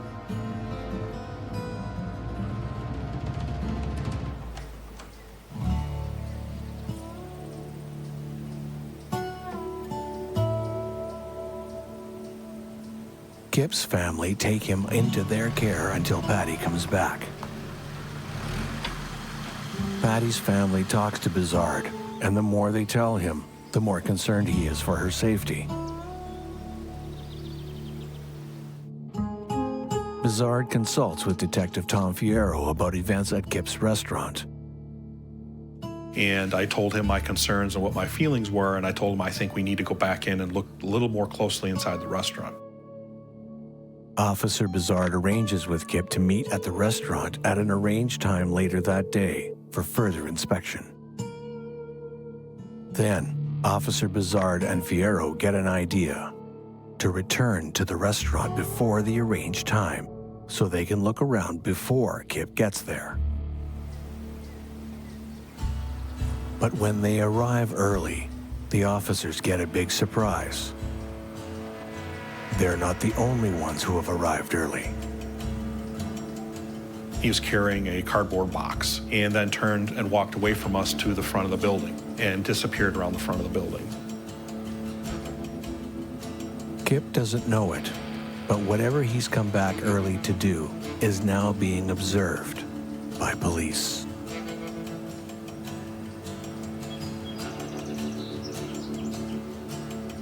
They learn that Kip has come back early to tidy up. The kitchen was never properly cleaned after the big pig roast he and Patty had hosted before his emergency surgery.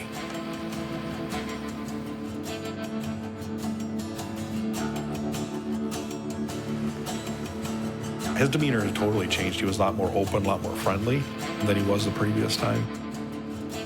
Kip agrees that Officer Bizard can look around. Bizard moves methodically toward the kitchen area.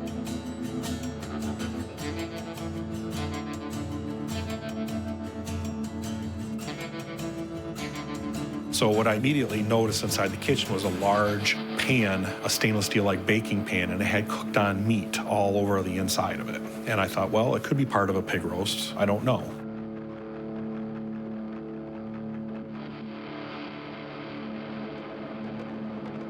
In front of the washer-dryer area, Bizard sees foam littering the floor.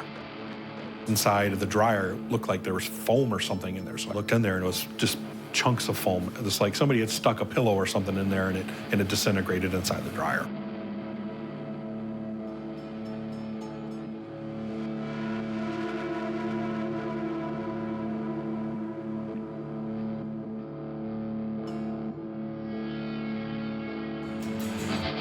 During his search, Bizard finds a purse. Then he realizes he may be able to confirm it belongs to Patty. Bizard sees that Patty's sister Cynthia has arrived outside, and she may recognize the handbag.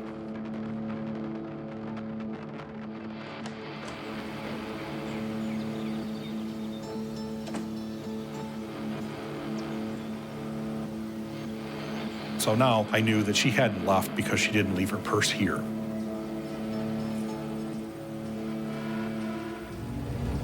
So I thought, at this point, I'm outside already. I'm going to go find out where this box was that Kip was carrying.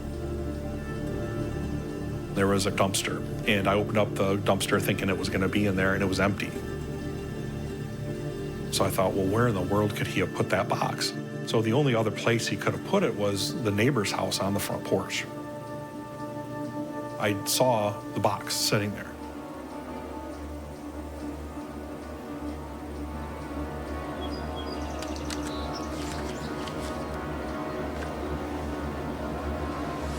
And when I opened up the box, there was a clear plastic bag. And then inside the clear plastic bag, I can clearly see a human head, which had appeared to be, cooked. So at that point, I knew I had found Patty and that she was no longer missing.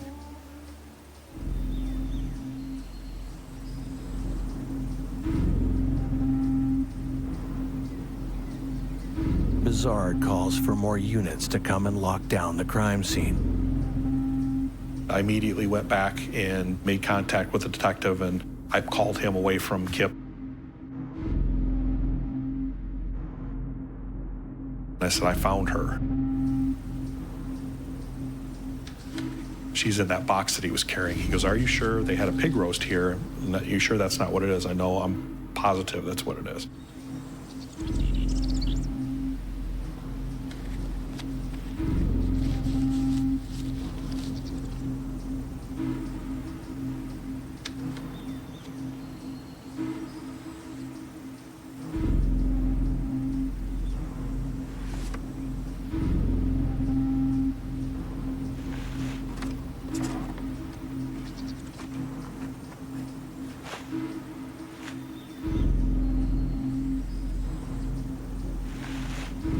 There was still hair. The skin looked like it was crispy. You can still see your eyes clearly, and you could still see the skin, but it still had some, you could tell it was a human face. Obviously, it looked like it had been cooked.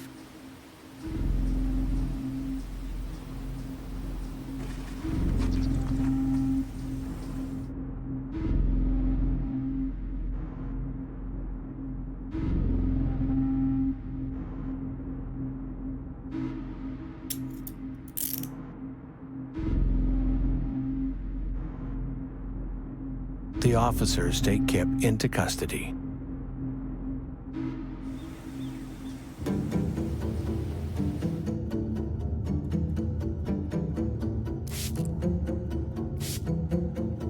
Crime scene investigators use luminol to detect if there is any human blood within a scene. Luminol interacts with the iron in hemoglobin and gives off a blue hue, which indicates that there is blood present even though a victim's blood may have tried to been cleaned up by the perpetrator. Luminol will indicate that there is blood even though if it wasn't visually present by our eyes. It makes the invisible visible when it comes to blood. And the garbage can glowed in the center of the room almost to the point where it would light the room up. When luminol was used in this case, it showed that there was blood present in multiple locations. The locations within the carpet in front of the couch and present on the kitchen floor and the kitchen counter, and there was enough blue hue within that kitchen to make it glow. It's likely that Kip kills his wife Patty while she's lying on the couch, hitting her in the head with a hammer. The importance of you trying to find out the patterns of blood, and that's when they rely on blood pattern and splatter specialists within police departments to determine where the victim sustained all of their injuries and then how the victim was moved from that location and suspected to have been taken into the kitchen where a lot more blood was located through the luminol.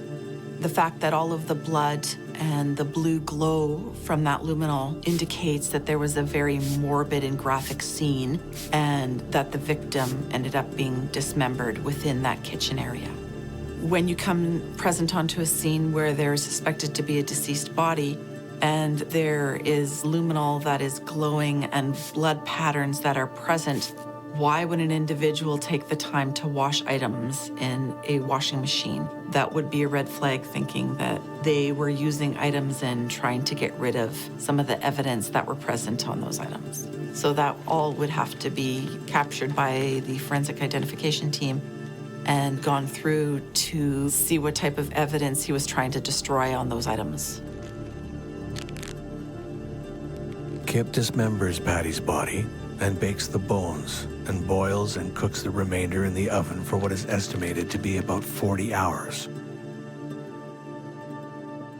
Investigators find several axes that are suspected to have been used to chop Patty's body into pieces. When a body has been found to be dismembered, an autopsy by a forensic pathologist occurs to make sure, for example, that the bag of bones and flesh that were found are actually human, and they do match the dismembered head that the police found. So the DNA and all of that needs to match to make sure that we don't have more than one body at a scene and more than one victim. Rumors spread that the newly dubbed deep-fried killer, Kip, has served his wife to restaurant patrons. But this horrific and bizarre case is about to get even stranger. 2 weeks prior, body parts of another woman are found in several locations in Ann Arbor. Thomas Kraft of Swanton, Ohio, faces trial for aggravated murder and dismemberment of his wife, Lynette. Is it possible that Kip has another life that no one is aware of? Is he, in fact, a copycat killer?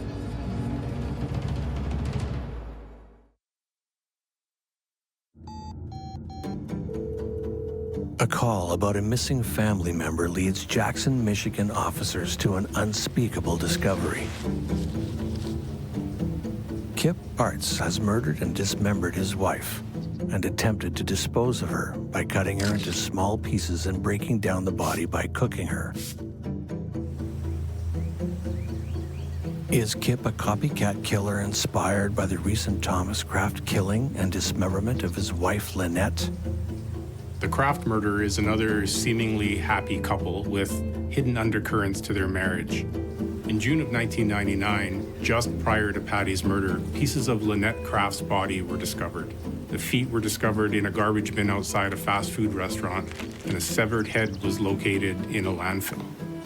This occurred in the very nearby Ann Arbor, Michigan, and likely Kip would have heard the story and the details in the news, so it raised the question of whether this may have been a copycat of some kind. At the end of the day, however, no clear association was ever made between the two cases. Most people who knew Kip and Patricia both said how nice people they were, and that Kip was a really nice guy, and they couldn't believe that it had happened. Over the course of their 12-year marriage, countless people would have gone through the doors of their taco restaurant. Many of them recounted the fact that it was a peaceful and enjoyable place to eat, and they all commented about the love that Kip seemed to have for his wife. Often investigators will go to the people who are closest to the victim to see if there are any underlying secrets. Investigators speak to the family of Patty Artz, and the picture of this harmonious marriage comes into clearer focus.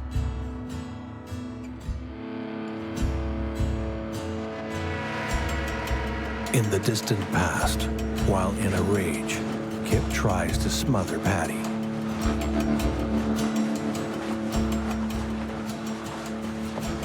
Kip seeks help, and with medication, the couple find a way to stay together. But neither are happy.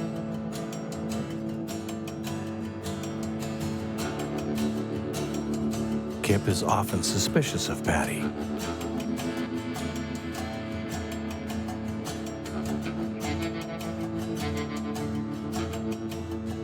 There is ongoing marital tension because of Kip's use of marijuana and alcohol.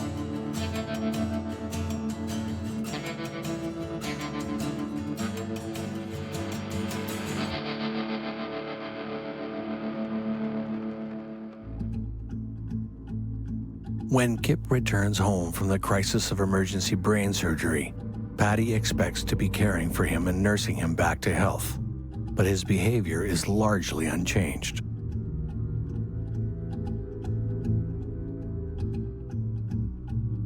Patty is angered and concerned that post-surgery, Kip will not alter his marijuana and alcohol habits despite the stress and worry she and the whole family have experienced. His paranoia about Patty's phone use continues. When Kip and Patty throw the pig roast, it's a major source of conflict between the couple. Kip is furious about the expense, but to make matters worse, the corn they purchase is infested with bugs, and Kip and Patty argue. The party is a success, but behind the scenes, it's a far different story.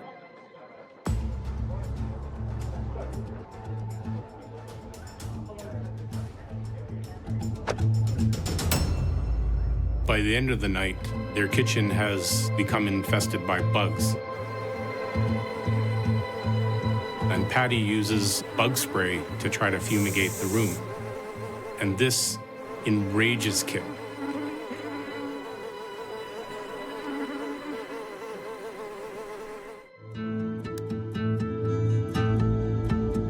Immediately after the fumigating incident, Kip learns about the large blood clot on the right side of his brain. At first, the couple are afraid. Then, fear turns to blame. Kip is convinced that his exposure to the bug spray triggers his blood clot, and it's all Patty's fault.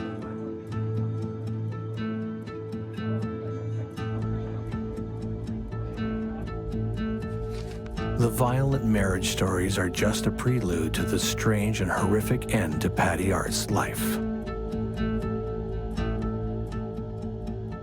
Kip claims that when he is left alone in Patty's care after his brain surgery, he has an unnerving belief that Patty has become a threat. She leaves him in bed and lies down on the couch.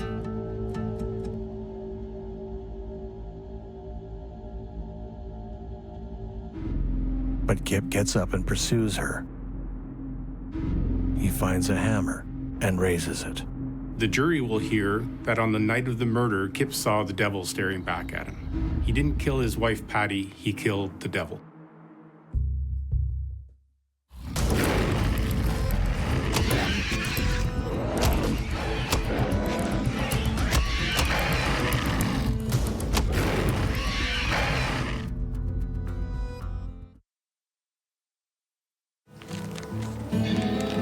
Police discover Patty Art's murdered and dismembered, and her body cooked by her husband Kip in their restaurant. Their marriage seems like a good one, but close family members reveal that the relationship can veer from dysfunction to violence.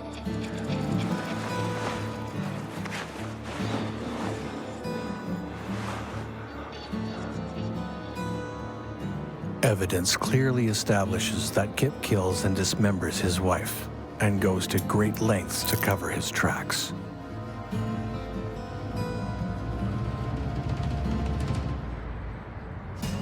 At trial, defense maintains that the defendant is mentally insane and not responsible for his actions. In order for a finding of not guilty by reason of insanity or by mental disorder to be rendered, the defense has to show that mental illness profoundly affects the accused's reasoning process. So in this case, because there's evidence that Kip recently had brain surgery, that could be a fairly compelling argument.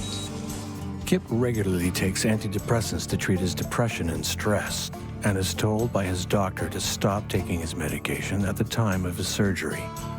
Defense argues that because Kip isn't allowed to taper off his medication, this results in dangerous mood swings. The prosecution does its best to minimize this theory, but there's no way to know how the jury will swing. Well, I'm obviously not a doctor, so I don't know what kind of effect that's going to have on people, but I do think that whether he was temporarily insane, obviously he was insane to do what he did.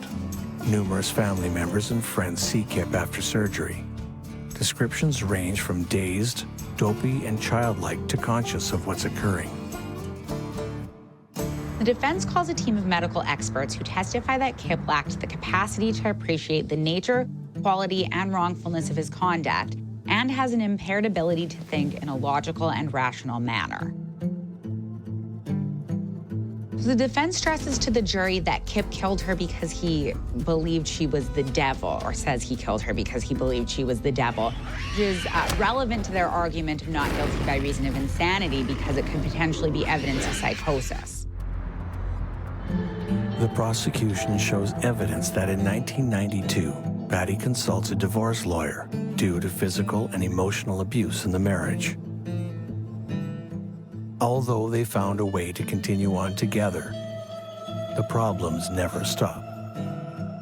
The marital tension due to Kip's alcohol and marijuana use is ongoing.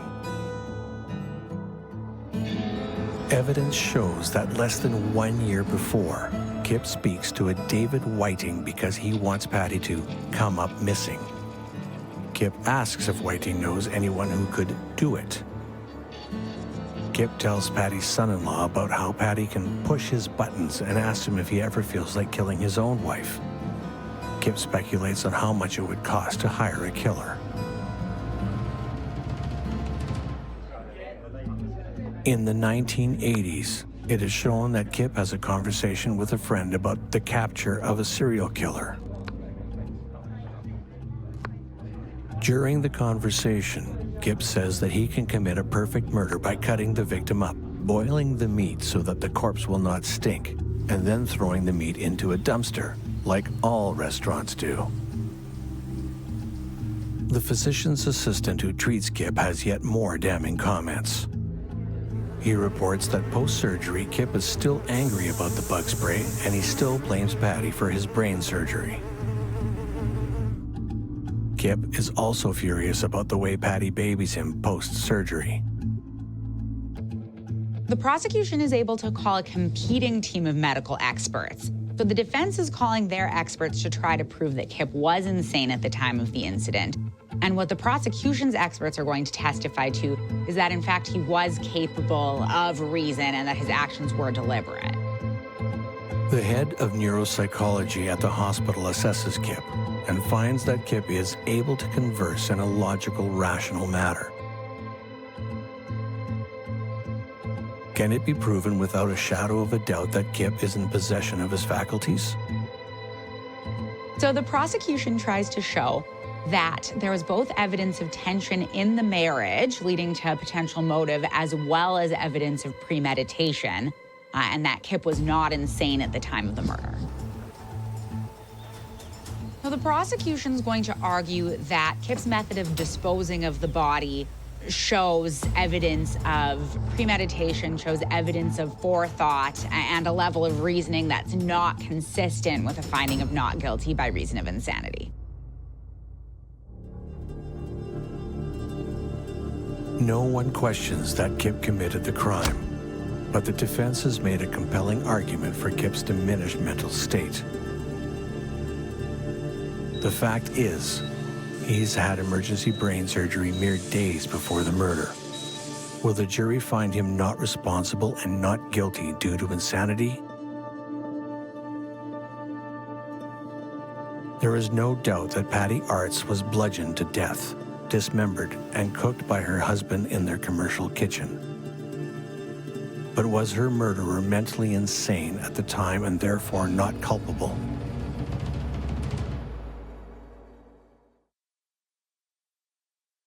Jurors disagreed with the defense arguments, and on March 15, 2001, Kevin Lloyd Kip Arts is sentenced to life imprisonment without the possibility of parole by Jackson County Circuit Judge Edward J. Grant.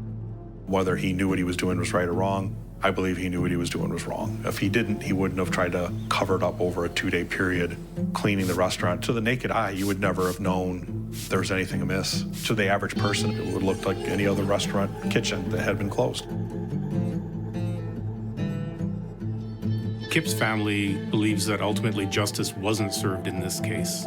Kip's father will never forget the moment where Kip couldn't even describe the color of his own clothes. They will probably always believe that he was in a confused and psychotic state, and that the only reason he did what he did was because he was hallucinating. Kip's Taco was one of those places everybody liked to go eat, and the Patty and Kip were very well liked. And then the other part was the rumor about whether he was feeding Patty to the patrons. But yeah, so it's a small town, so everybody knew about it. It was big news for Jackson for quite some time. Kip serves his sentence at Gus Harrison Correctional Facility in Adrian, Michigan, but he makes an appeal.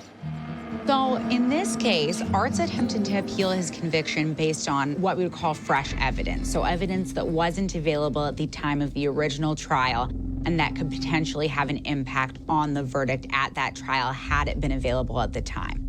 And in this situation, what Arts tries to argue is that he was a victim of marijuana psychosis at the time of the murder.